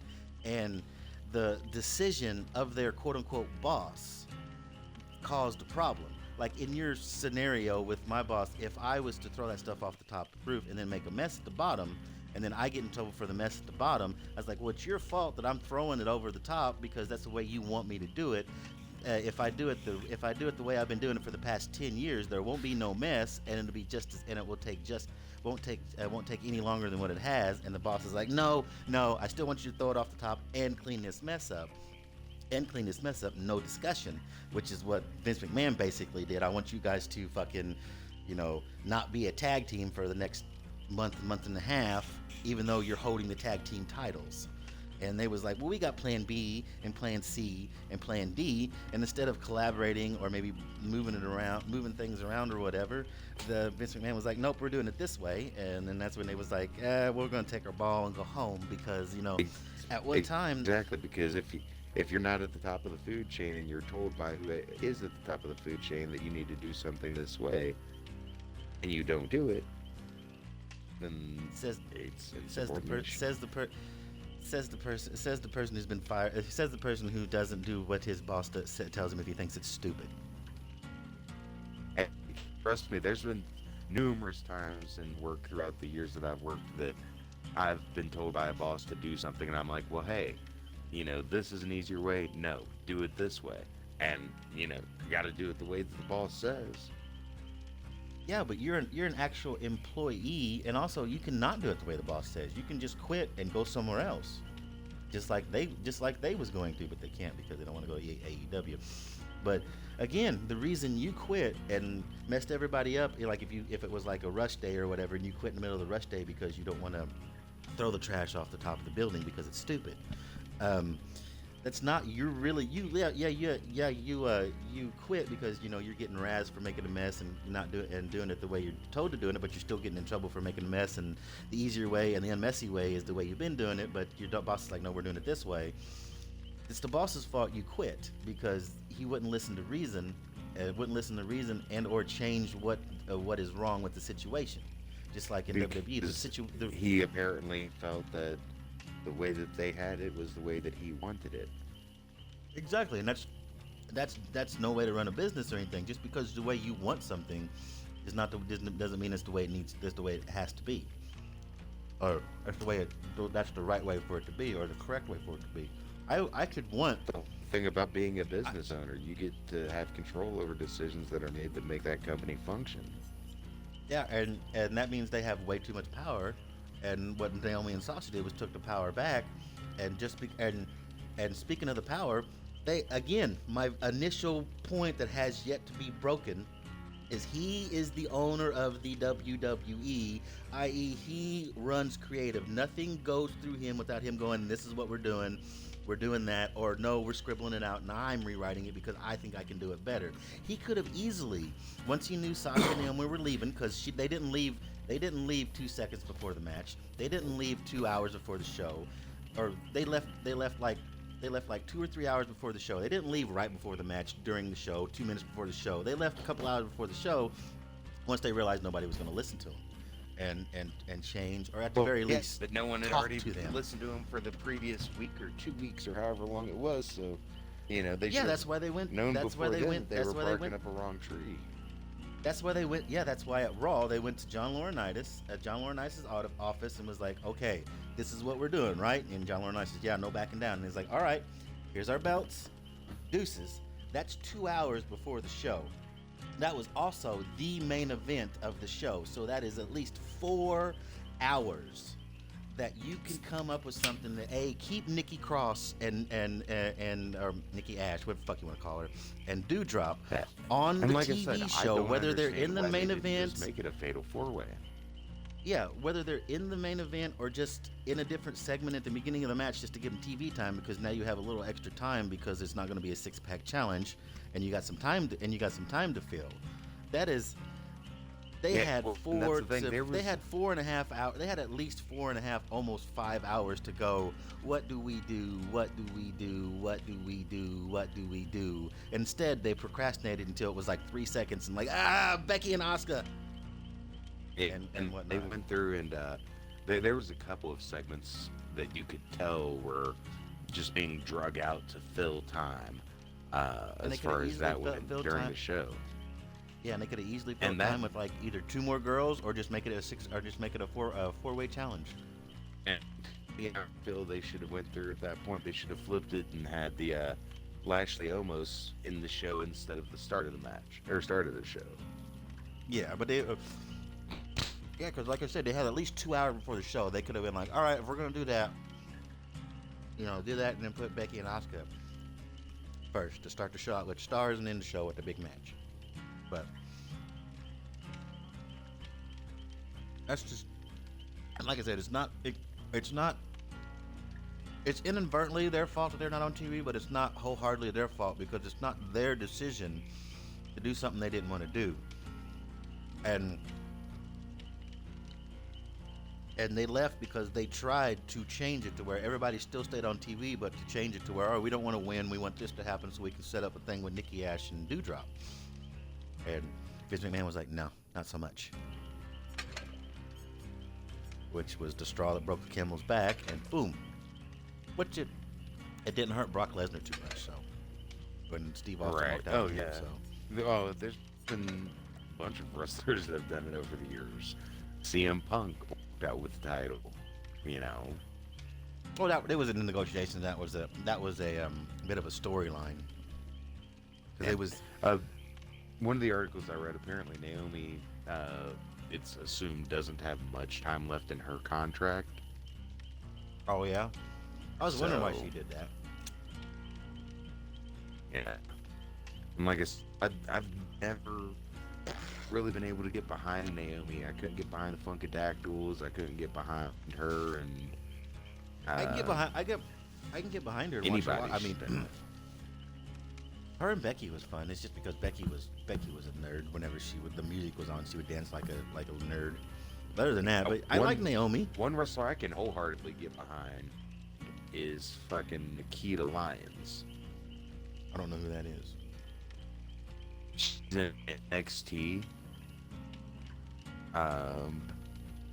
She's the one that does the little split leg pin that Oh, I don't set watch the it. world. Here, hold on. I'll send you a picture of her. Are you near your computer, or if I send you a Yeah. message? All right. Yeah. Set the world ablaze with what? With her pin that she does, because she does like a splits type pin, and yeah, Is it hard way or hard way or normal way? it's the front to back. Oh, but that's nothing. Why is everybody fucking worried about that? Fucking Melina used to do that all the time. Oh no, Like, it's just her ooh. body, yeah, And? like she's a Same way with brick Melina. house dude. So was Melina back in the day, and she did the exact same. Fuck, she would do the hard way splits underneath the bottom rope and then beat people with the normal splits. Ooh, she can do the splits to pin somebody. Can she fucking do a masha? Can she fucking do an Oklahoma roll cradle perfectly? Then call me.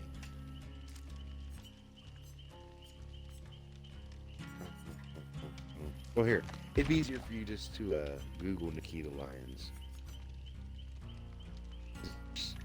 So many pics, but she has got an ass on her. Oh my god. Yeah, she's like just built like a fucking brick house, dude. Oh.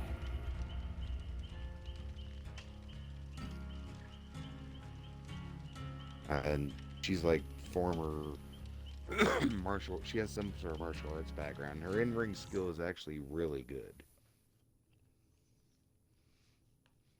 We'll have to see. So, because Xia Li was supposed to have some martial arts experience, and she's improved, but she wasn't that great to begin with. Dude, they're ever since she's moved up. I mean, I guess they have sort of done like they did with any NXT wrestler they've brought up and figured out some way to shit on them. Yeah, because having her do her little protector role or whatever that she's doing. Yeah. Well, that's their thing.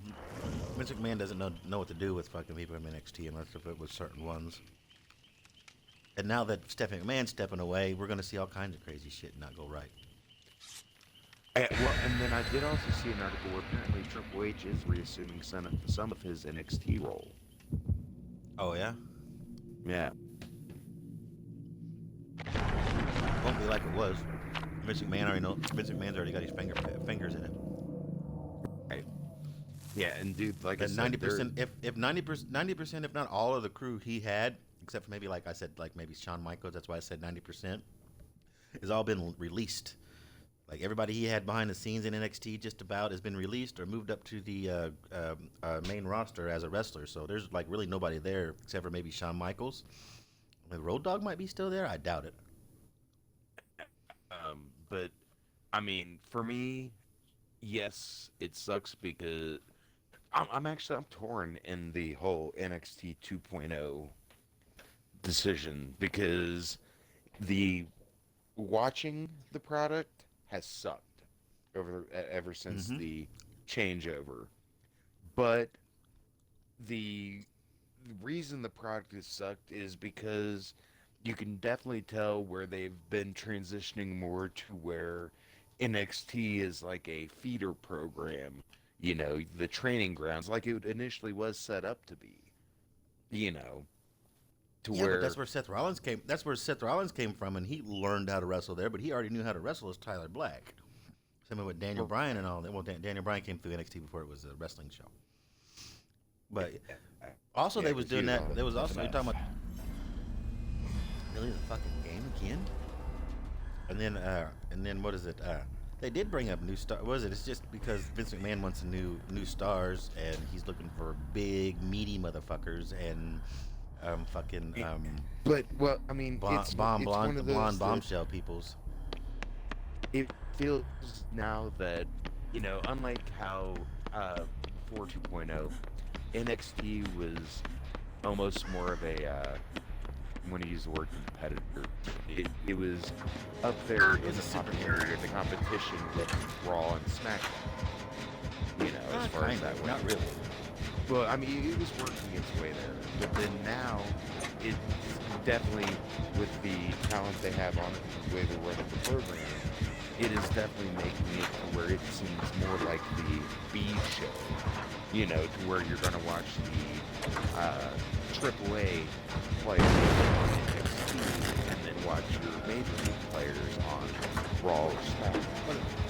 That's what Vince McMahon wants it to be. Is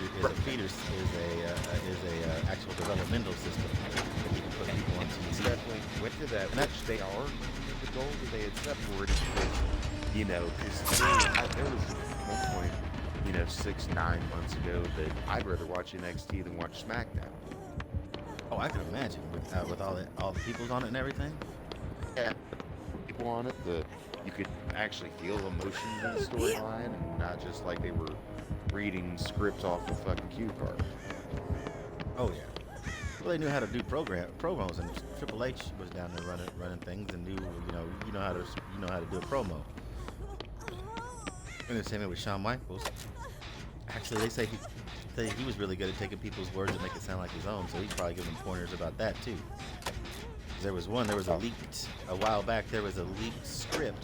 And I read the script of Shawn Michaels, and I remember the interview he was doing. It was literally almost word for word. And when Shawn Michaels did the interview, I thought that was like his words. So it was just like, so he knows what he's doing with that. So he probably helped everybody out with that. And then, like I said, a bunch of those people were like, it was like a super indies. But yeah, now Vince McMahon wants people that are double the size of Johnny Gargano and Adam Cole, but double in less, but double the less talent, if that's even a saying, than they have. Well, That makes yeah, any sense. he's one to go He more wants- back towards the 80s and 90s wrestler, to where it's the big guys that might not have the talent of the big guys, so they can cause. Yeah, they would. Yeah, he would rather.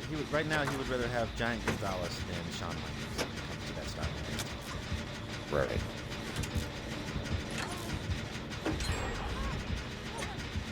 Yeah, it's fucking horrible.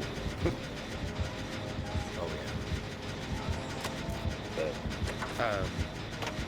yeah, I don't think we talked about it. I know we did message about it. As far as the Ric Flair's final match. Yeah, we didn't talk about it. We didn't message back and forth.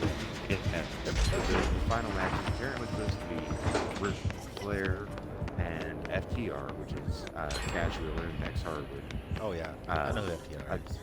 Yeah, against. Well, I was just putting it in there in case you do decide to rip audio off of this for whatever reason, Oh, and other people are listening. Yeah, so far there's only one. So Yeah.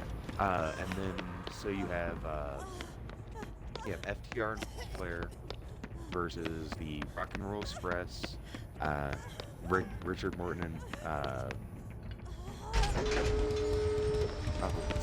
what's the other dude's name? Ricky Morton, Robert Gibson. Robert Gibson. Yeah, Robert Gibson. I couldn't think of Robert Gibson's name. And Ricky the Dragon Steamboat. Nice. He I could probably mean, still play. Yeah, I feel that is going to be good. Have you seen the videos of Flair training for it? Yeah, just there was one where it showed him in the ring, like locked up with one of the trainers, and then Flair takes like a suplex, and that's all I damn. saw of it. But yeah, He actually took a it's going to be suplex at pretty 70 good. years old. Yeah, I mean, it was definitely a, you know, not a stalled suplex. It was a, you know, more of a, not really a rollback suplex, but it was, there was still, the dude was pretty much standing straight up before he fell back, you know? Yeah. Yeah. Well, he's always took a weird bump off of those anyways because of his back after after that plane crash should have killed him. But yeah, I feel that that's going to be good, and I definitely feel that will be Flair's last match. Hopefully. I don't. As long as I don't know. I don't know how good it's called.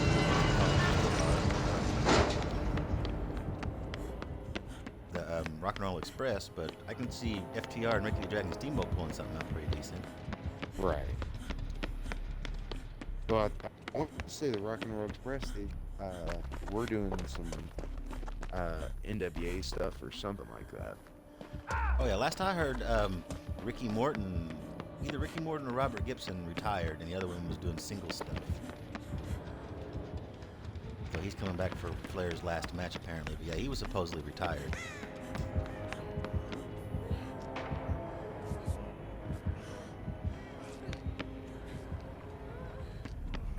I had thought that one of them had sort of like went off the deep end, like was doing like Iron Sheik style tweets and shit. I don't know about Iron Sheik style tweets, but he had a thing with Kevin Nash a while back to where it was him and Kevin Nash was running against each other. Don't you want? I know where the door's at. I opened it. Don't you want to get healed? No. Stupid bitch. I thought that went through and was just like not quite Iron Sheik level, but Iron Sheik East type posts and whatnot that were. I don't, like I said, I don't know. I haven't heard anything about it. He might have. He might have went off the deep end. I know, like I said, I know him and Kevin Nash went off. He went off on Kevin Nash a while back, and they had a match, kind of a shoot match or whatever. It was a work match, but there were like shoot elements of it. You know, Right. Instead of Nash pinning him after he powerbomb him, he took the mic and cut a promo on him, and then left, and then gave the mic to Ricky Morton, the blonde-headed one. Sorry, the blonde-headed one. He cut a promo, then they fought some more, and he finally pinned him and walked away or something stupid like that. Bowling shoe ugly, as Jim Ross would say.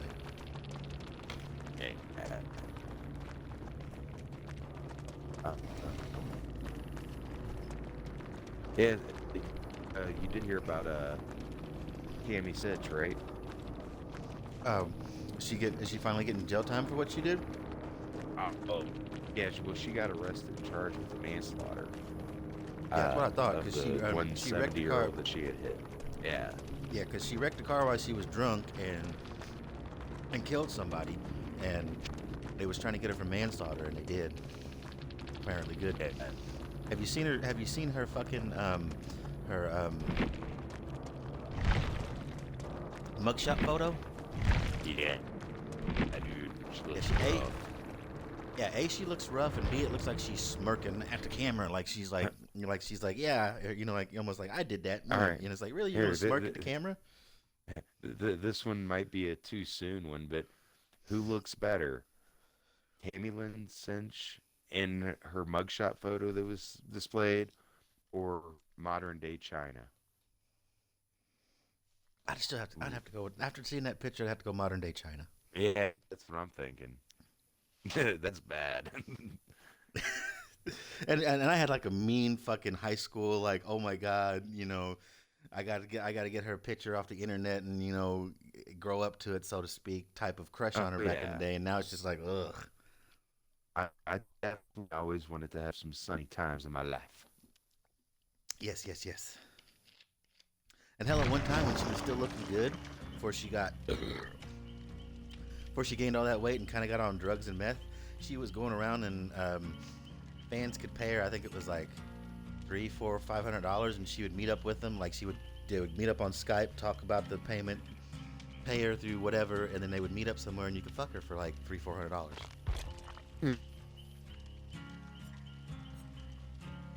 Well, she was a call girl, pretty much. Pretty much, yeah. She got in trouble for that because she was basically a prostitute. So she got in a little bit of trouble for that and had to stop doing that. Yeah, but it's messed up because fucking how many years has fucking Buff Bagwell had his gigolo operation? Well, gigolo operations, I don't know how legit those are though. He had a male depending on whether. service. Well, he's part of a male escort service. I don't know how active he is. That's a gigolo. Yeah, but like I said, depending on what. The Depending male on what version state of you're it. based in. Yeah. depending on what state they're based out of, he might be legal in that state. It might be like one of those things where you go buy like pot supplies or whatever from a company, and that company's based in Colorado, so they can legally get on the internet and say these are for sale for weed. But if they try to sell out of town, yeah, whenever I went out to Reno years ago, it's like the magazines in the hotel they'd have ads for call girls, escort services, blah blah blah. Yeah. So. Yeah, and that's like out here. And it was. You can still hear the fucking like on radio, you'll hear commercials for dispensaries and whatnot, But you'd never hear that in Indiana. Oh hell no. And the way they get away with the call girl stuff, it's just like call and meet this lady for a date, and he's like, whatever you do after that, we don't care. You're just paying for meet time, meet up time basically. Right. Well, and that's the thing. I've never understood how prostitutes get caught. It's like even if you're in the act, just say that it was a consensual act between Oh yeah. the two of you. And boom. Well, if it's public sex, they can get you for public sex, like if you're in a car or something like that. But if you if you get caught in a hotel, I don't understand why you just be like, this is we was at a bar, we was drunk and didn't want to go home and wake my wife up, so I'm fucking her here. You know what I mean? Yeah, I'm not the greatest person in the world for adulterating on my wife, but I'm not breaking the law. We're not in like Mormon country where that might be actual law. You can't adultery. Adultery is an actual law. I don't know. Up in wherever the fucking Mormons live. Utah. Yes, up in Utah. I don't know if it's illegal up in Utah or not. I don't know. But that's like their state or something.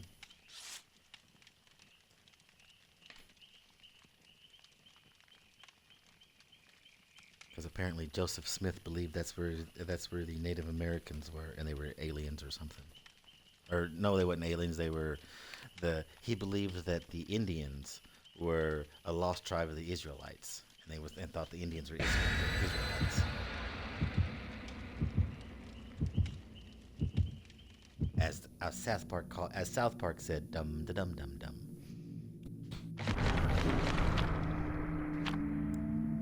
One of my favorite episodes was that episode, and then the one where they ripped fucking Guitar Hero a new asshole. I liked the World of Warcraft episode.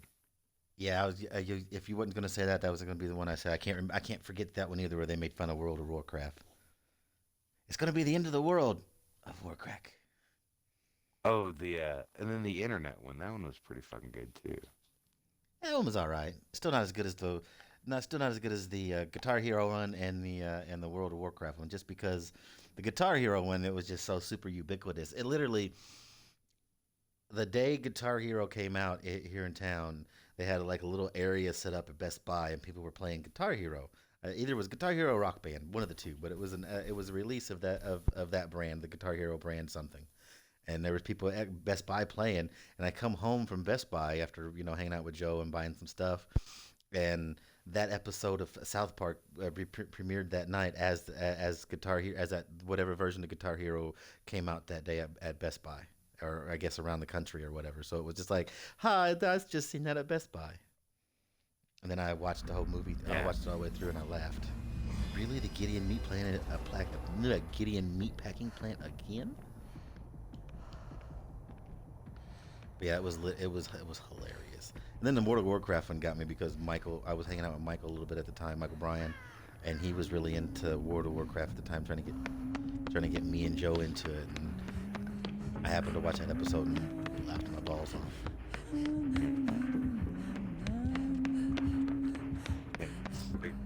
They're coming out with the Bob's Burger movie, and I probably won't watch it. I never got into Bob's Burger. I like Bob's Burgers, but I'm not sure if it's movie worthy. You know what I mean? Yeah, I mean, because it's like I like Bob's Burgers and I like all the characters, but I'm not sure if I want to watch them for an hour and a half.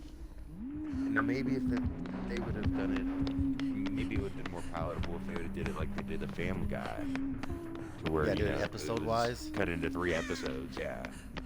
Yeah.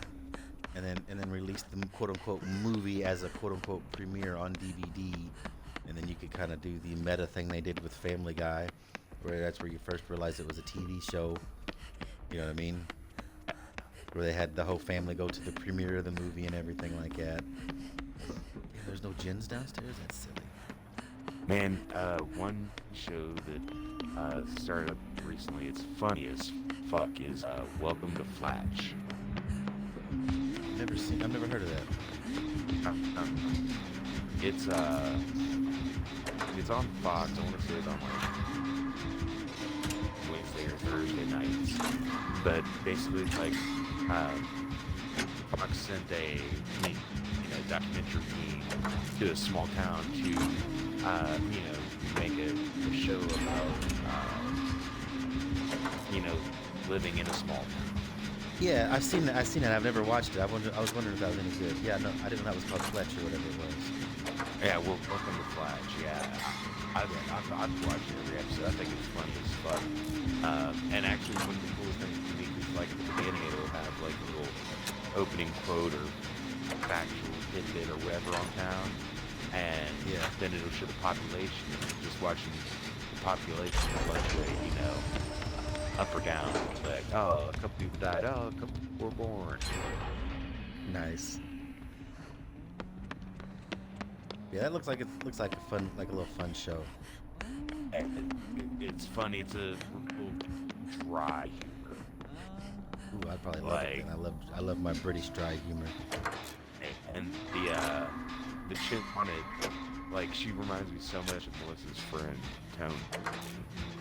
And actually, when we were at Cole's birthday party at Tony's husband, I was like, "Hey Tony, look, this chick reminds me so much of you." She showed her clip. She was like, "Yeah, I can see it, especially in like facial expressions."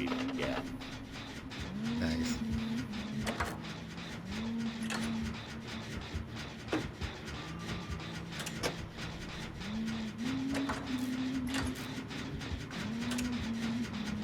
But yeah, I'm digging it almost as much as Resident Alien. I can't wait for it to start.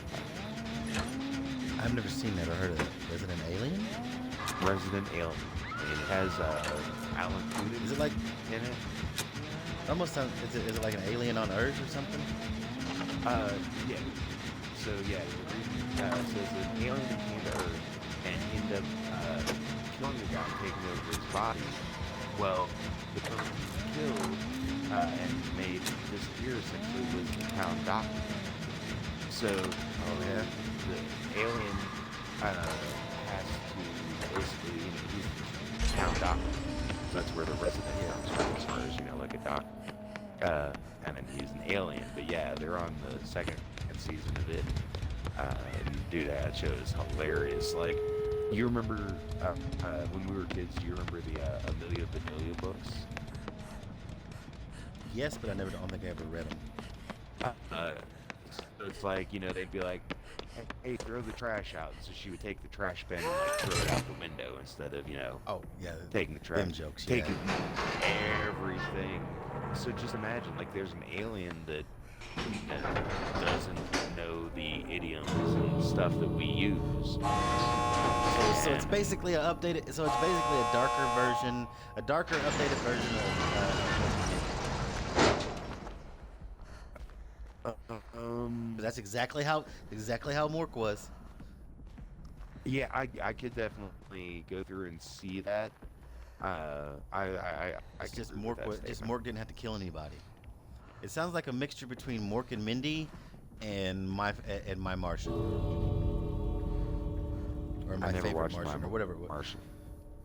You never seen My Favorite Martian or whatever? It's an old TV. It's an old TV show. It was a movie where a Martian from Mars, crashed on the Earth. Like I think it happened in Roswell. I'm not for sure. That might have been the reason for the Roswell.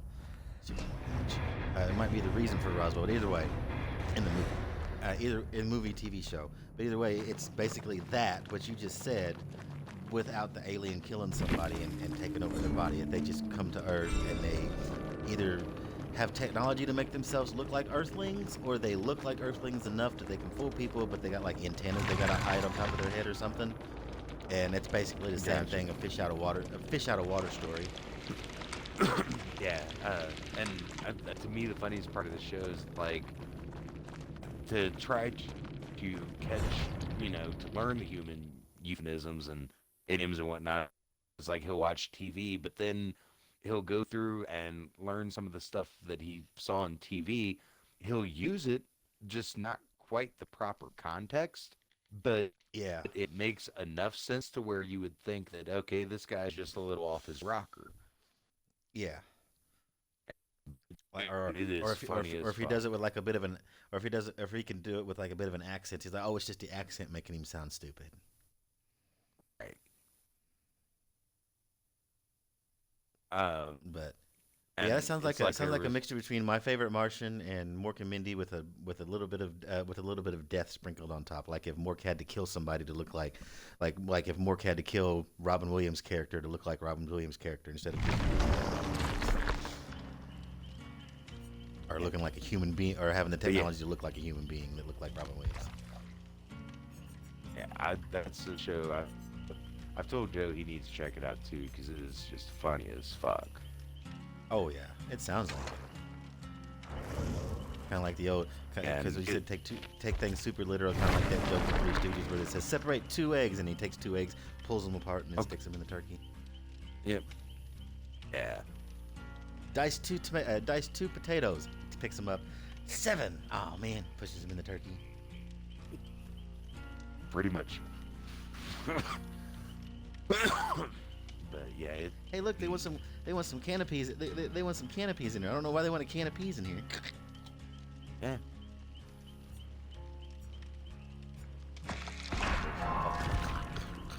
Because they're eating fucking yeah.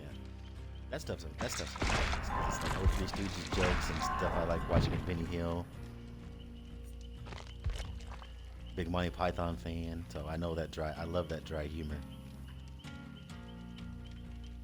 One of my favorite Monty Python skits, one of my favorite Monty Python skits is Eric Idle playing the son of someone, I forget who it is. I think it might be John Cleese dressed up as his mom, going to the pet store to buy a pet ant, and coming to find out that the pet ant is actually a beetle in disguise because there's been fraudulent ants going around, and he has to go back to the store and all kinds of crazy stuff.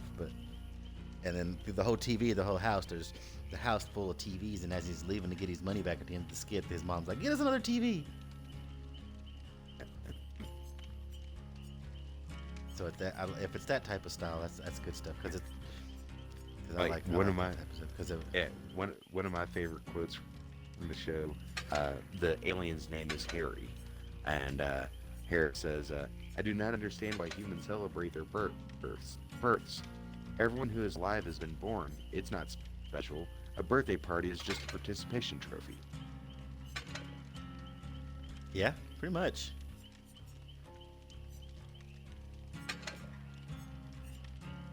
But I'll take that participation trophy day off of work if I was given it to me. Right. Very Plastic does that. It's actually a holiday.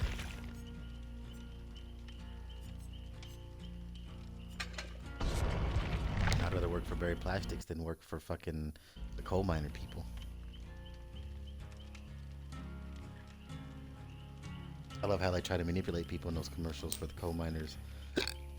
This is a job for people. This is a job only certain people with certain mental ability, certain mental toughness can take.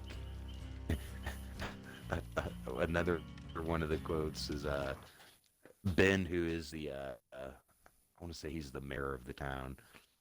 Hey, Dr. V, just thought I'd say hi. Wow, great workspace. You build birdhouses down there. You tinker. You like to tinker? Harry responds, "Yes, sometimes it makes me shiver because of warm urine leaving my body." Ha. Ha. Eh, eh, That's good. Do not go That's good down there. stuff. The floor is cracked. If you go down there, you'll break your mama's back. That's a good one too. That's the type of stuff I find funny and I'll smile at, and it's just stuff that really super amuses me and I'll find super hilarious. But I'm just not like belly laughing. But in my brain's just like lapping it up, loving it because that's the type of comedy I love. Yeah. Just a subtle like, wait a minute, did he just said that?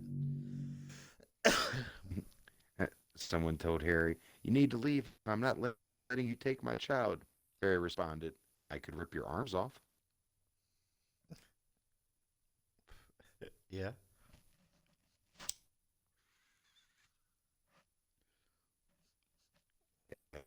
The fucking show is hilarious, and like I said, there has not been an episode I have not like laughed out loud at because of the hilarity of it. Oh yeah.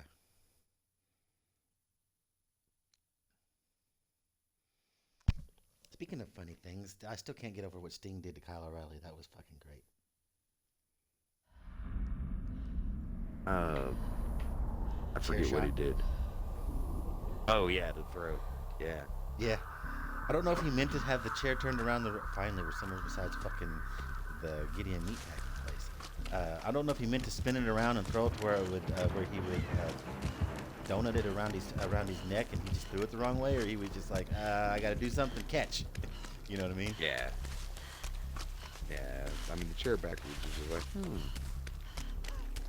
'Cause I can see it like if he had an idea, or they had an idea of like, all right, I'll go to hit you with the chair, sell it, grab it from me, and then throw it at me, and throw it in a way to where it'll collar around me and look like you got a ringer with the horseshoe. That'd be funny. That'd be funny, and it'd still make a good sound. And everybody'd be like, ha ha, oh, we got hit.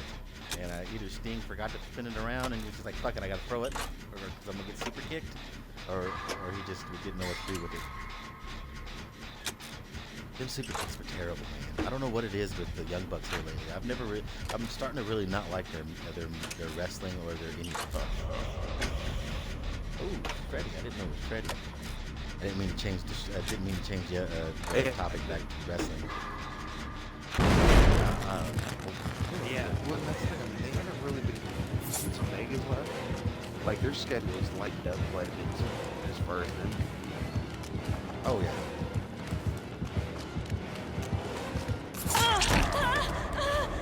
Ow.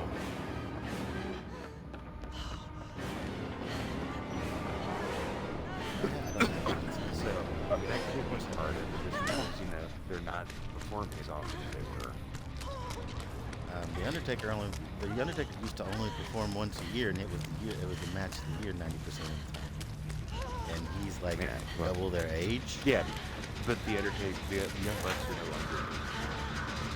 I agree with you there. Anywhere fathom that comparison. That'd be like I agree with. I was just making back in the day. But there was Who was it? Sorry, I pitch heard for you. What were you saying? Tom Glavine was a hell of a pitcher back in the 90s, you know.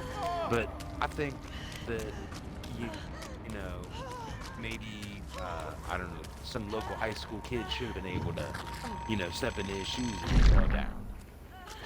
No, I wasn't saying that with I was just saying like you was giving them a quote unquote out for them not being able to look as good as they used to. I never really thought they was that good to begin with, but look as good as they used to or fluid as they used to because they don't wrestle as much.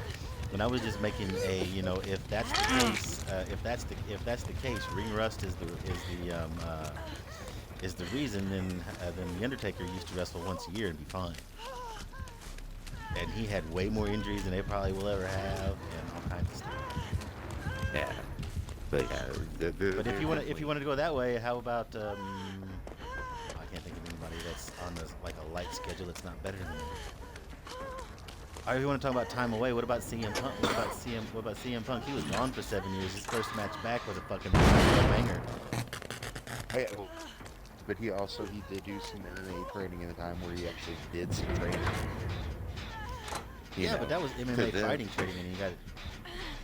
They're still training. Well, I don't even know if they train except for maybe try to work out matches. Nonetheless. Yeah. I wouldn't say complete cardiovascular training because they're not running around the octagon like you would in wrestling or whatever. Well, right, but it's just one of, at least he was still, keeping in good shape. Not that the Bucks Yeah. lost much shape, it's just there was definitely something to where they're not the Young Bucks of 3 years ago at the beginning of it. I still never thought they was Like- that great to begin with. But You even know? at that point, they were major players in it. Now they're sort of Yeah. there's been so much better talent signed that it's almost like it's moved them to a subsidiary role. Oh yeah. Really? You're not gonna leave? I just should have. But yeah, like I said, I just never, even back in New Japan at their quote unquote best, I never really thought they was that good. But what about Cammy. they did perform at a WWE pay-per-view. When was that? Because they were wrestling under the it wasn't the Bucks. Hold on a second, I'll tell you.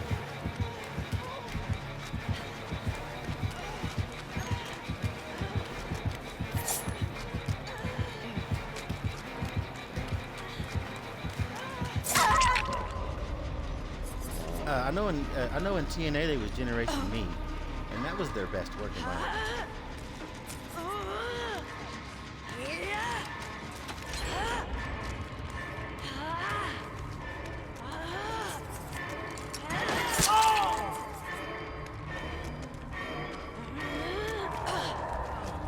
Bitch. Fucking tunnel me.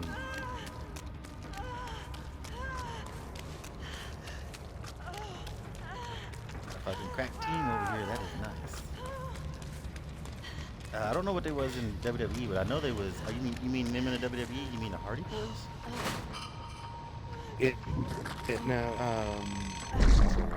I'm looking through the because they wrestled in a tag match in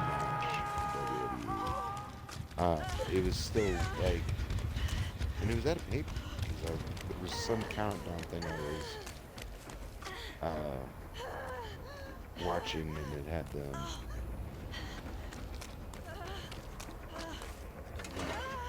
It might. Like I said, I know AJ Styles was in WCW for a hiccup.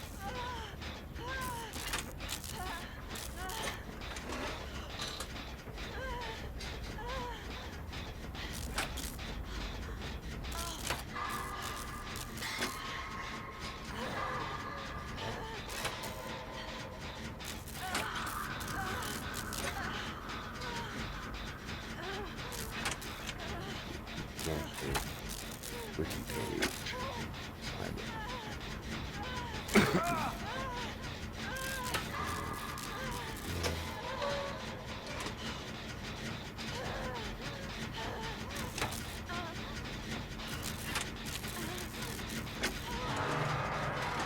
They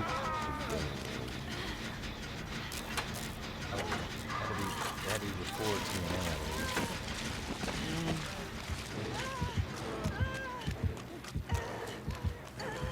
Yeah, I know he was coming there, you idiot.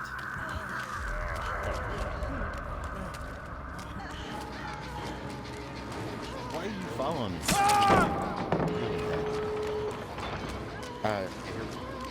So on October 17th, 2008, in Las Vegas, Nevada, Matt Jackson did a good job on WWE's weekly television show SmackDown. It was a big show.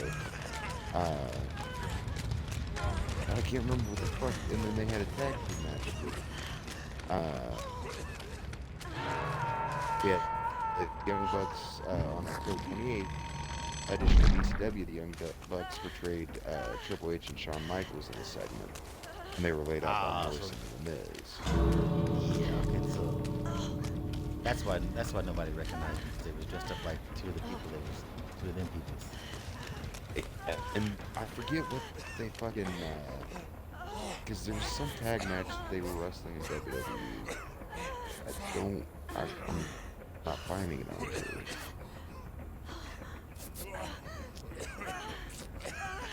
Was it a thing where it was just you can't believe these wrestlers were in the WWE and they was just in there for a segment, not an actual match? Yeah, it was a match because it showed them because they were like they were in a fatal four-way match at Tables. And it was like not bosses,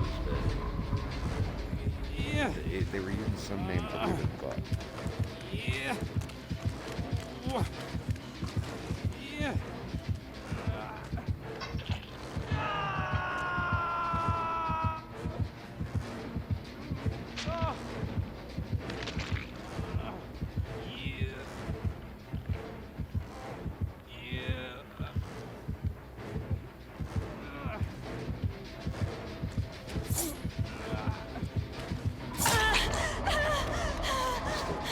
Okay. Yeah, I'm still here. Fucking. Whoa. Oh, he's got no way. Oh my god. You have got to be kidding me. You forgot he had no way out? Started out. Anyway. What fucking trash.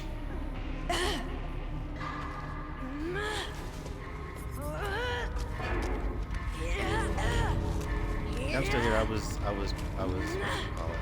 Trying to think about it.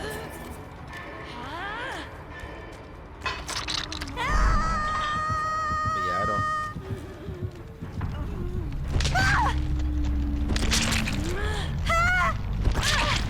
Bloodwood. Fucking bullshit.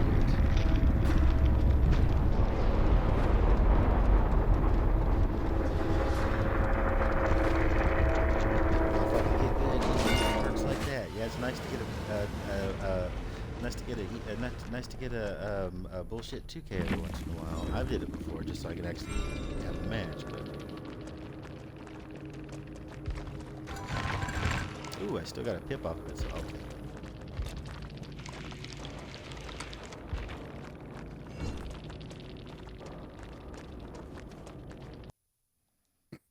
Oh, did you ever go through and watch any of the Control Your Narrative matches?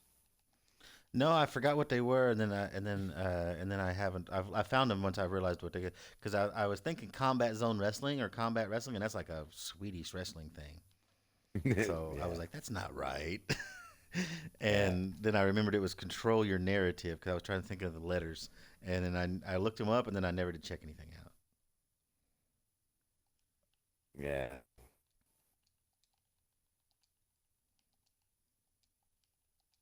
Oh, you watched the D&D video?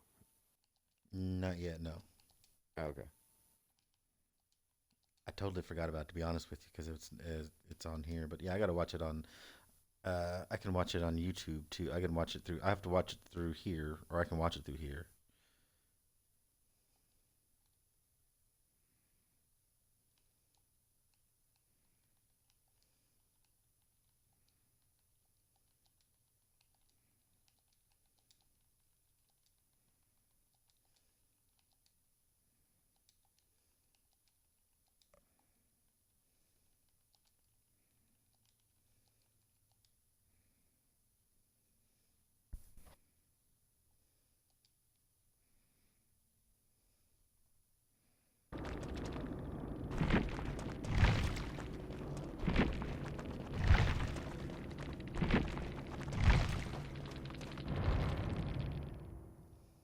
Yeah. Um, What's that?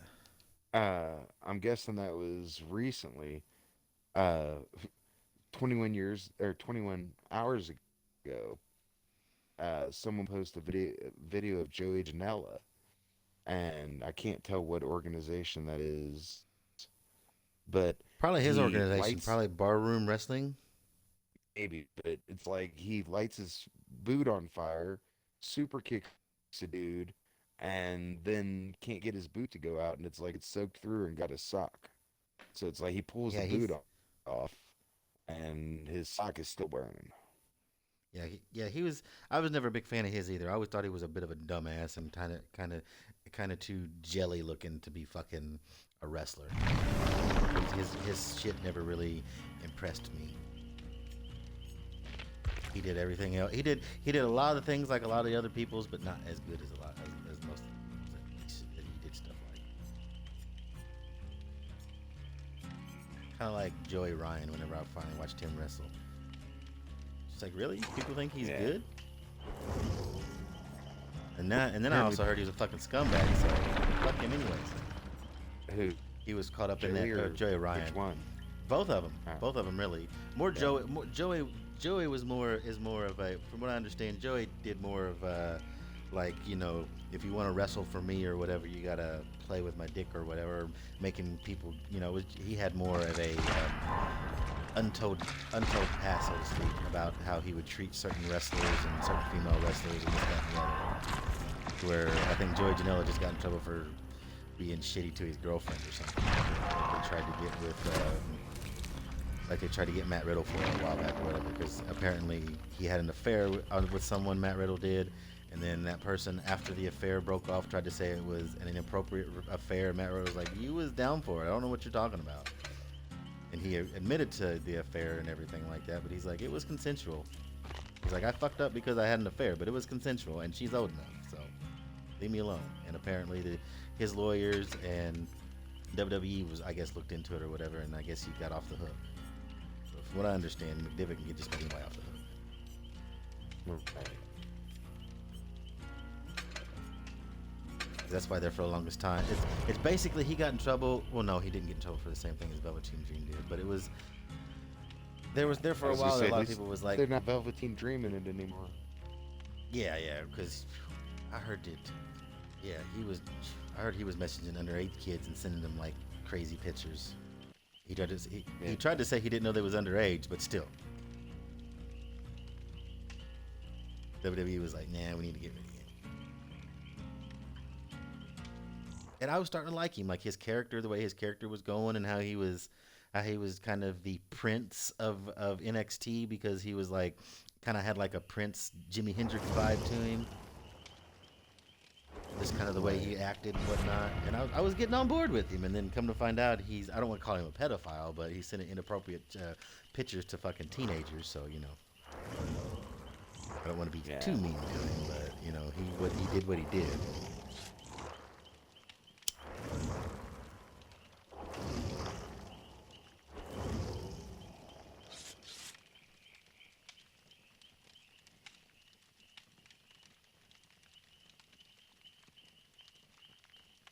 Ooh, we're all on Xbox.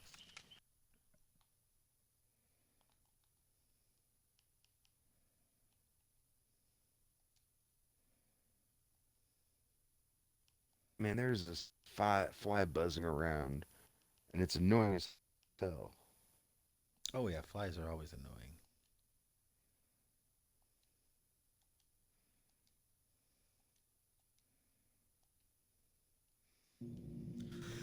We had one in the house while over the weekend, and tried to beat me up because I walked by it and it went in my face, and I was like, leave me alone.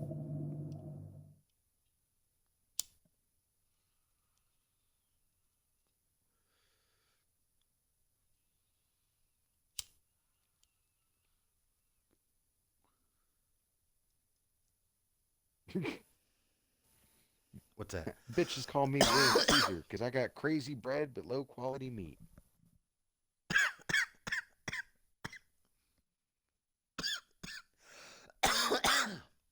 Hey. That's a traditional pizza right there. I don't care what anybody says. You got all this high quality meat and Angus beef and shit on the pizza. That's not a pizza. The pizza was made just like a fucking Philly cheesesteak was made. We got extra beef that's really cheap, and this cheese whiz and day old bread. Let's see if we can make some money off of it. Kind of how it was over there. There's like, we'll make this into a circle and put all of our leftover meat and shit on it and see if anybody likes it. It was Italian people that did it, but still, you know. So at least Little Caesars is staying within tradition, even though, you know, they're named after a fucking Frenchman. Right.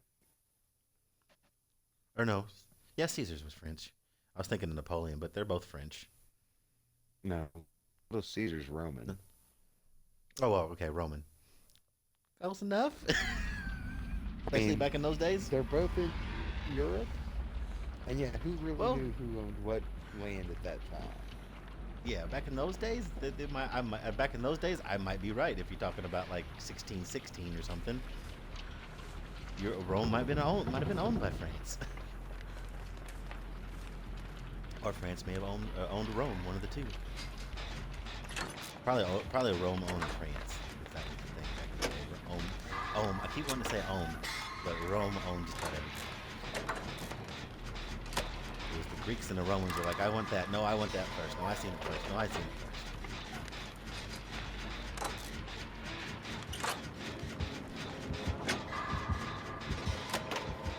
Really another fucking ghost face?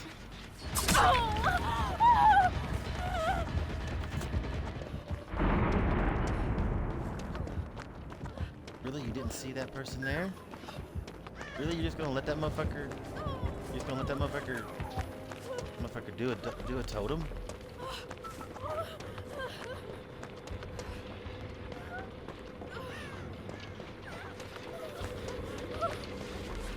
Daddy, it's almost...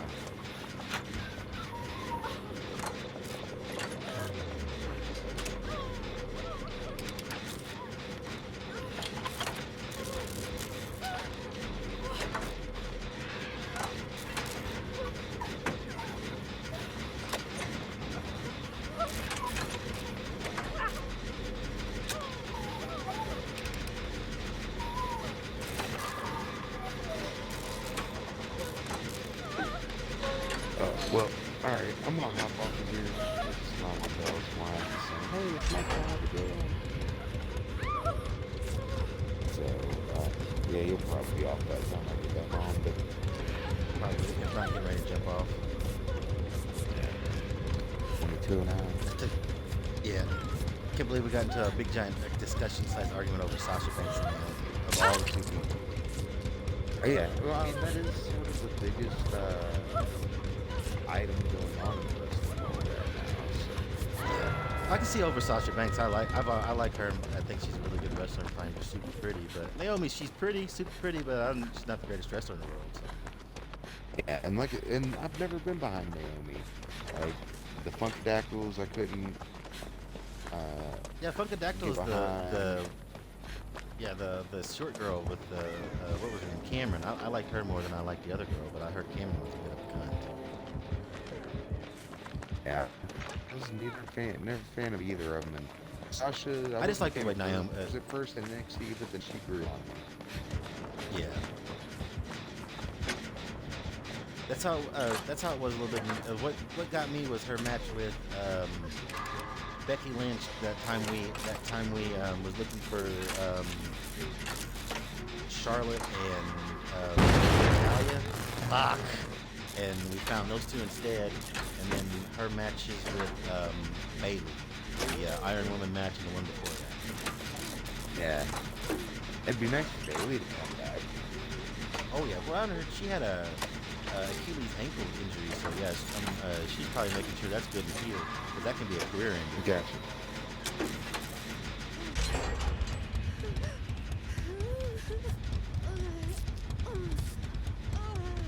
Yeah, That's why she was out for a minute.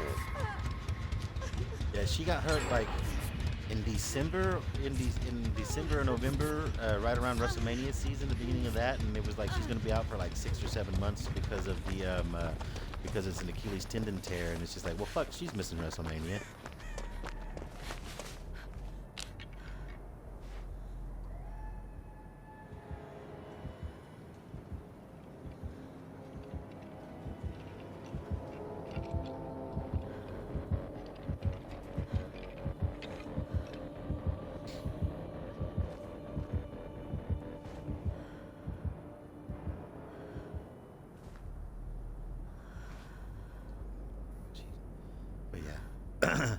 Like I said, I wouldn't mind getting the best work, and this is gonna sound bad because she's a great wrestler and women's wrestling, blah blah blah. But the best work I've seen Naomi do in a long time was when she distracted the Bludgeon Brothers at one match whenever she came out and twerked in front of them, and the camera had a really good angle of that. Other than that, that's about the best thing she did in a long time. Because A, like I said, A, I find her attractive, and B, she knows how to dance because she used to be a cheerleader. But yeah.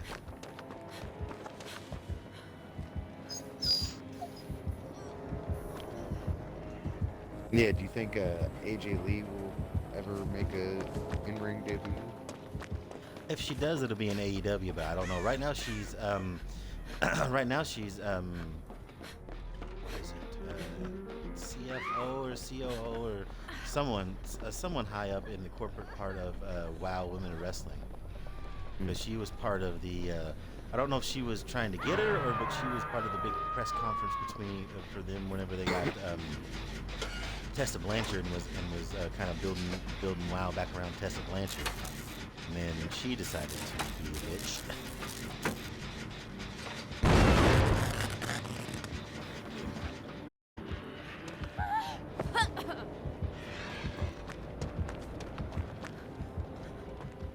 But yeah, like I said, I think it hasn't been quite a year since they signed her and tried to quote unquote build the company around her that she's pulled her Tessa Blanchard shit and now they've parted ways with her. Yeah.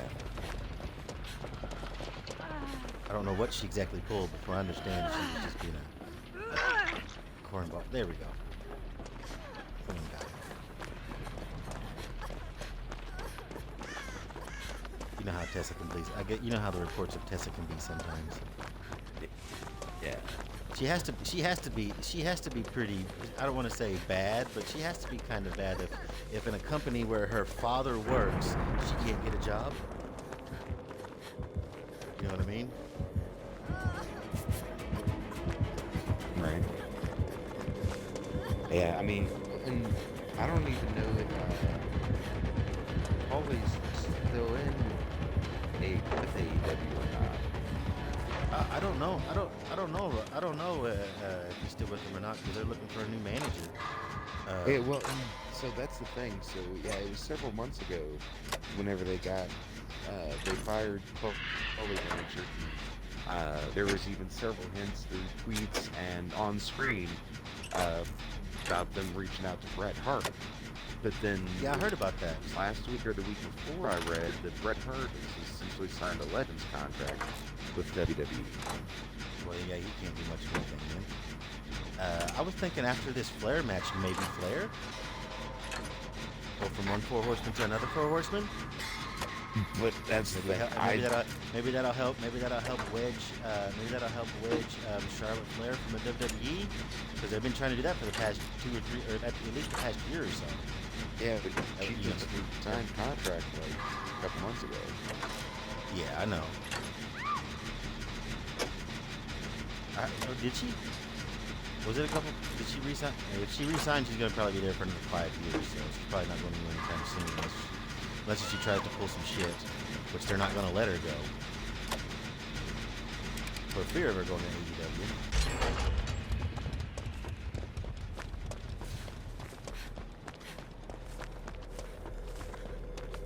Yeah, I know they was trying to pry her away a while back, right before the Plane Ride from Hell episode of Dark Side of the Ring, and then all of a sudden it was nobody wanted to talk about Ric Flair at all because of that episode.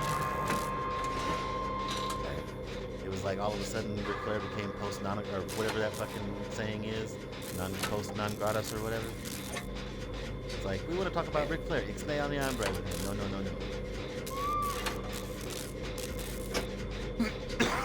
Well,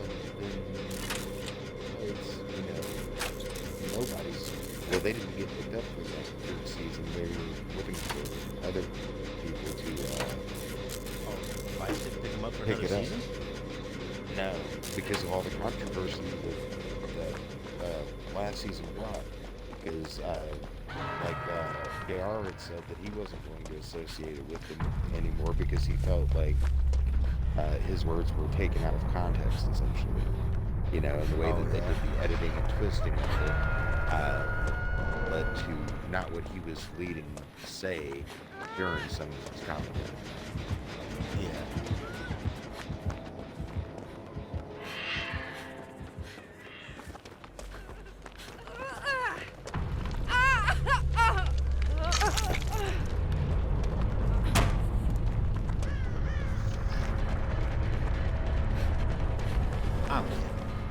I'm gonna die.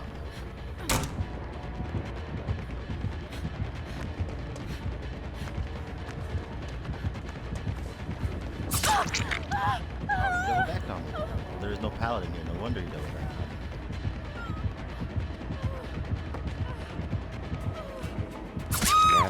I joined this one Facebook page. It's like cringy wrestling stuff.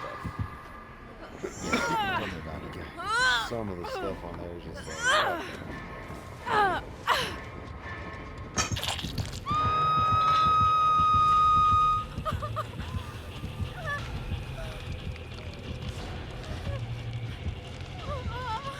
Oh yeah, some of that stuff I can imagine, especially stuff from like the '80s, from the '70s and '80s and stuff, '60s.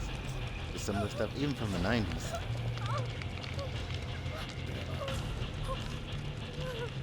and then I joined the Jim Cornette experience. Been loving some of the fucking the old school Cornette, AWA promos. Oh yeah. Like there's one that I watched where he's cutting a promo against Paulie dangerously. Oh yeah. Whenever the whole news bit. Oh yeah. He talks a lot about that on his podcast. Yeah.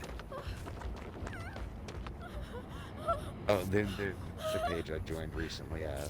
It's we pretend kayfabe is still alive. Stupendous WrestleMania edition. Nice. Stuff on there is kind of cool. Like even part of the rules is like we don't use the word strap belt, blah blah blah. What? They don't use the word belt? Hold on, let me go to the page. Then there no kayfabe old school wrestler fan of mine. Because that's a new thing. That's a new school thing where Vince McMahon was like, Vince McMahon doesn't want the word belt to be used because a belt holds up someone's pants. It's a title. It's a championship. It's a sports entertainer. How do I find this bitch up? Yeah, so the rules that I had to agree to join this page. Don't talk about kayfabe related stuff. We don't use rules like Jimmy Keel, storyline push, dog or Jerry, kayfabe stuff. Number 2 is no dirt sheet. Number 3 is no false toast. Talking about how some of the wrestlers would, like are trying to get into the foundation of others. No post about for similar names. Okay, time out. Is Michael Cole a big fan? Time out. So, you can't ask if Johnny Mundo and Johnny Nitro are brothers?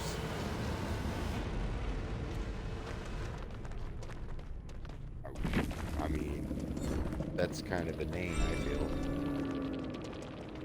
What do you mean? His name changes so many times. It's a joke. There's nothing wrong with it. Yeah. B, Yes. Well, yeah. B, Actually, B, it could be like, I was gonna say B, it could be, you could be like, well, that's his kayfabe brother is Johnny Mundo's kayfabe brother is Johnny Nitro. That's why their first name's always Johnny. You know what I mean? You could be silly, it's still kayfabe, and I don't know why that would be a rule. Yeah, Sorry, I didn't mean to interrupt page you. rules. Yeah, no. I know, I it's just didn't one mean- of their page rules. Yeah. What was the other one I interrupted you on? You can't ask if Michael Cole and Adam Cole are related. Why the fuck not? They both got the same last name. Shoot, same last name. No kayfabe. That's actually Michael Cole's real last name, and that's actually Adam Cole's real last name. So it's a legit question. It's Well, not like they figure, it's not like Adam Cole. They figure It's not like that if it's, you're joining this page, you are smart enough about the business. they would hate to I read my thing assume. because I would have to. They would hate to read my thing because I'd have to add stuff. So I can't ask if Michael Cole and Adam Cole are related, even though they have their real shoot last name is Cole. Are they related? It'd be to Nat different if King? like Adam Cole's real. It would be different if Adam Cole's real name was Adam Johnson or something like that, and be okay. Yeah, I can understand. I can understand maybe. Still, though, that's a bit facetious too. Be like, you can't ask that, and it's just like, why not? I can understand the other stuff, not using heel, face, storyline push, blah blah blah. Push is one of those words that how else am I going to say that someone's doing good without saying, oh, he's getting a decent push? Hey, and Adam Cole's real name is Austin Jenkins, Oh, well, not that Adam makes Cole, sense again. but he owns the name Adam Cole. Oh, well, still, he could legally Hey, I change his knew name Adam to Cole Adam wasn't Cole. his real name, so I had to Google real quick to find. But I knew Adam Cole wasn't his real name. I just couldn't remember what it was. Still though, it's dumb either way because that also well that means I'd still keep him with kayfabe because that's his kayfabe name. So I'm asking if he's related to Michael Cole. I'm not asking if Adam Johnson is related to Michael Cole somehow because he's using the name Adam Cole. You know, I'm not walking around going, why is Steve Williams calling himself Austin all of a sudden? You know what I mean? Yeah. Could probably squeeze one more in. Who have I not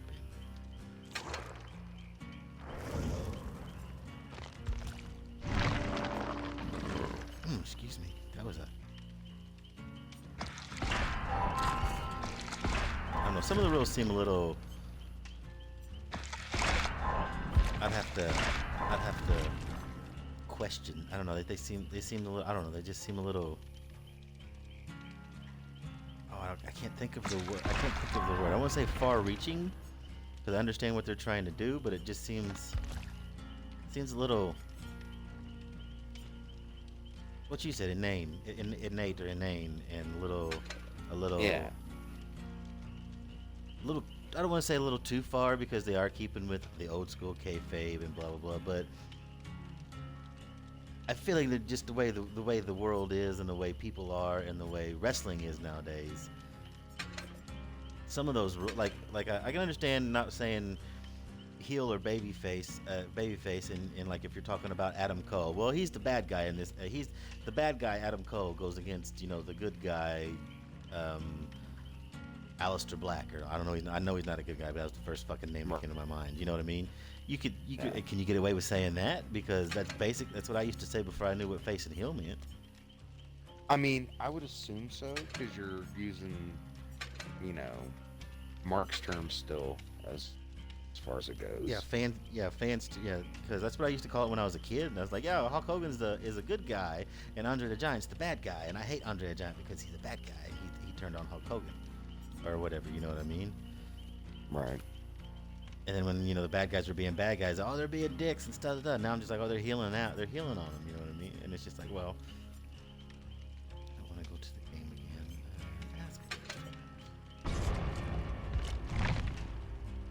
But yeah, I don't know. Some of it, like I said, push. Like, what am I supposed to say? What am I supposed to say? So and so's doing good now. You know what I mean? He's getting these wins. It's like, well, the push. It's a lot easier and quicker to say the push that so and so's got going on right now is doing pretty good. Right. I don't know. It just seems a little far.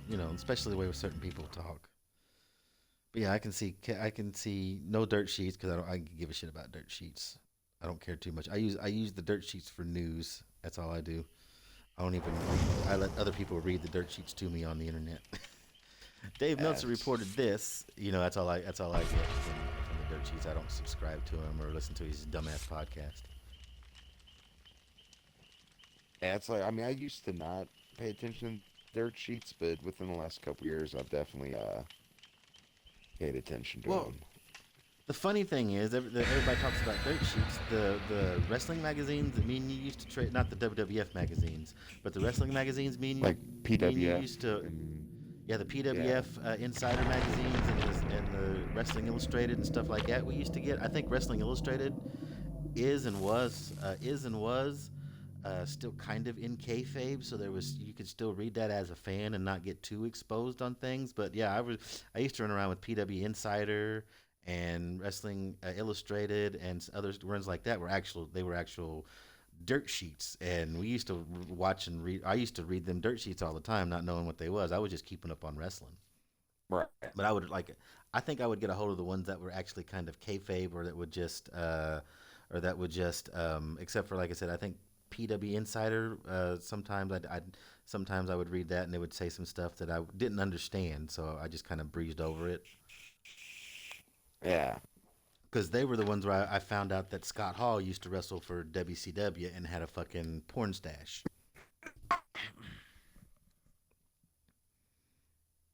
So I forgot that he wrestled in WCW.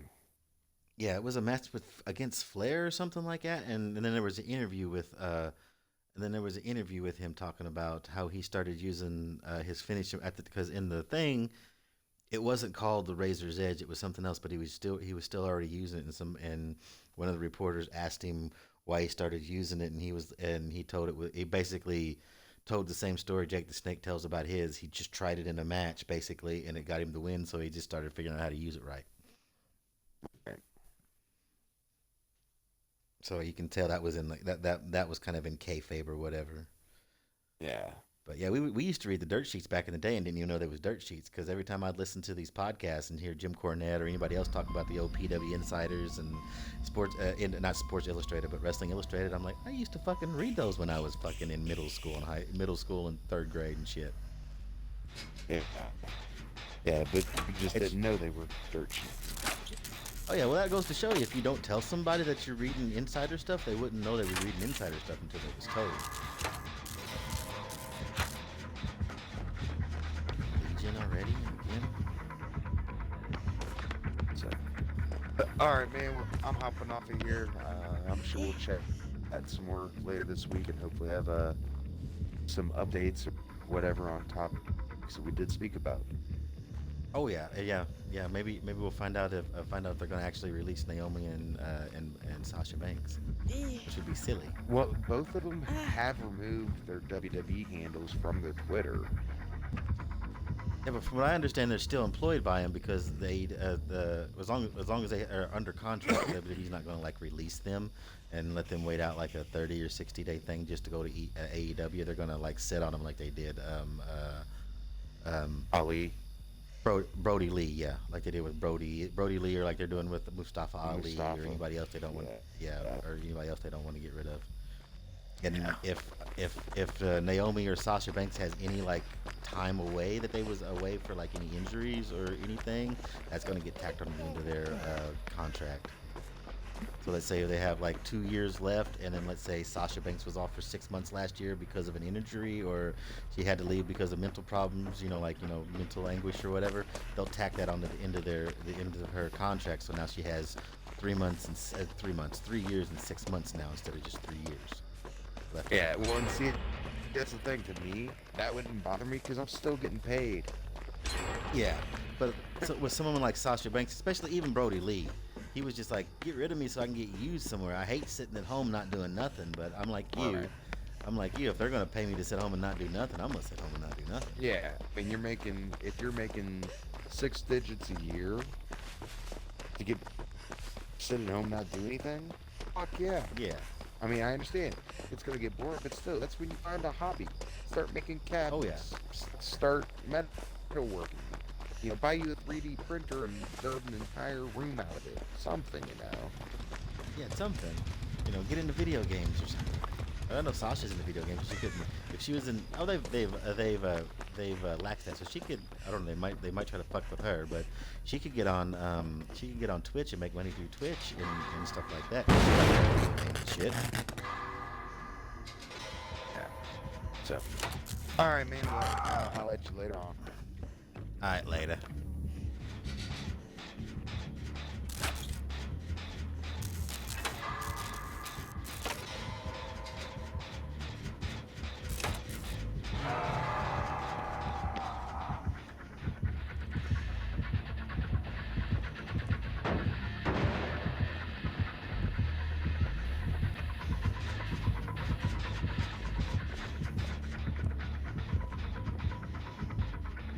Really?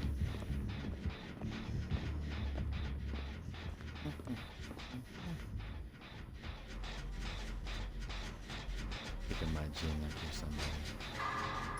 Fucking pull off the progression up.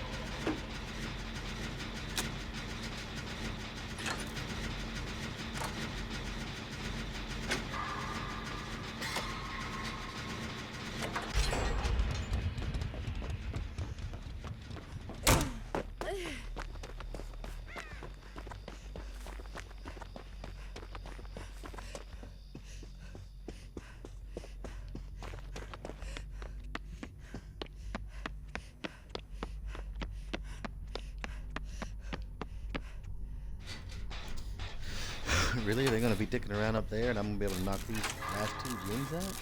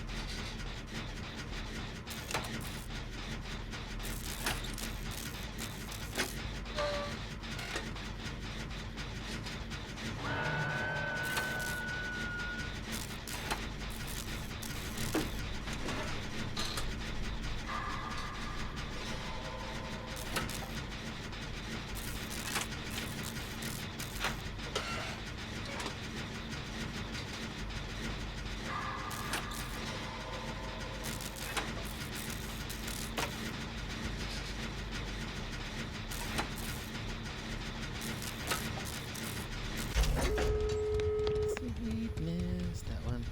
So they're across the ways from each other. Alright, this one actually looks closer.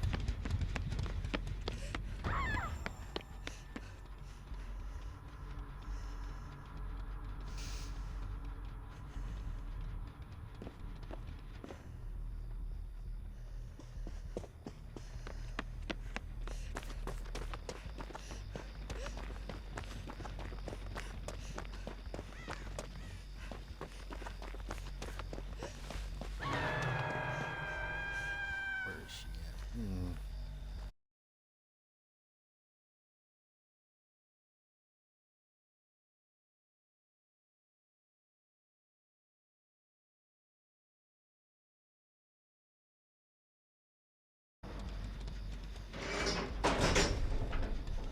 Or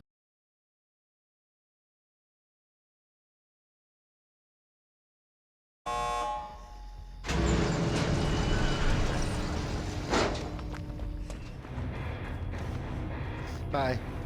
I leave from now on when no heads up, and especially when people are just getting down left and right, not trying to actually be sneaky. So fuck it, I'm out. No head. Deuces. Also, it's 10 o'clock. I need to get to bed.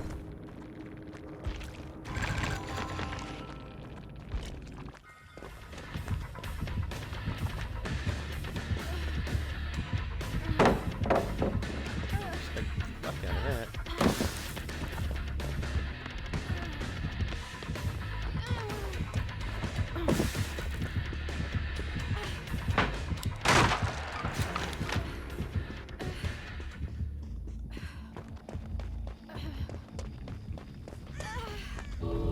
Totem there. There's Mr. Totem.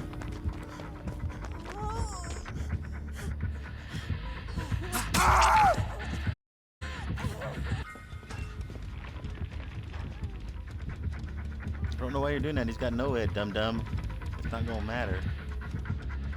Probably running Iron Maiden too.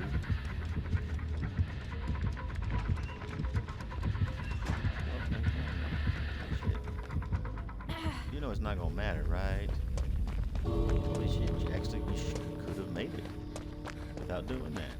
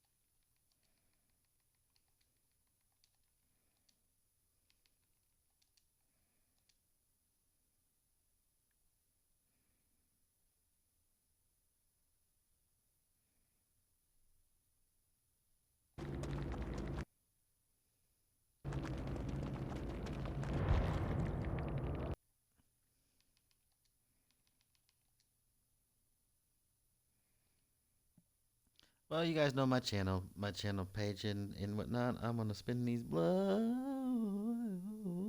That was for you guys. I'm a singer.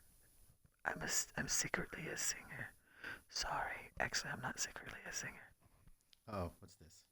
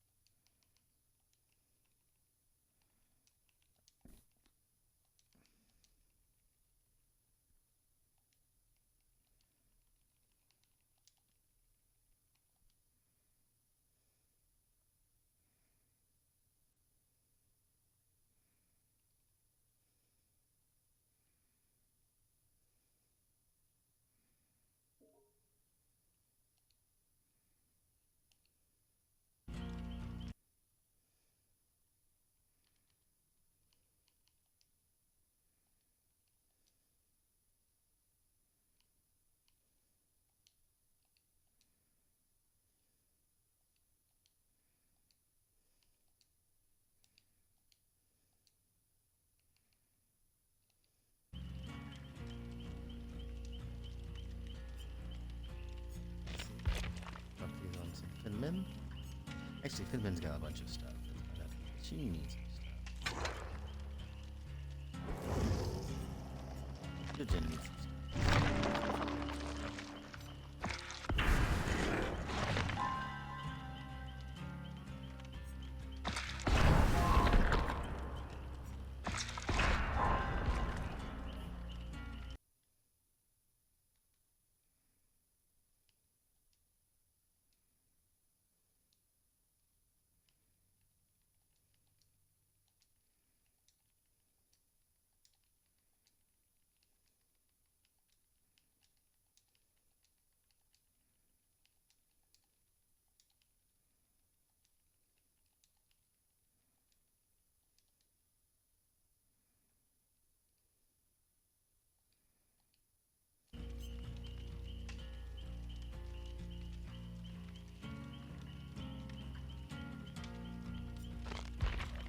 Alright, well, you guys know my channel pages and whatnot.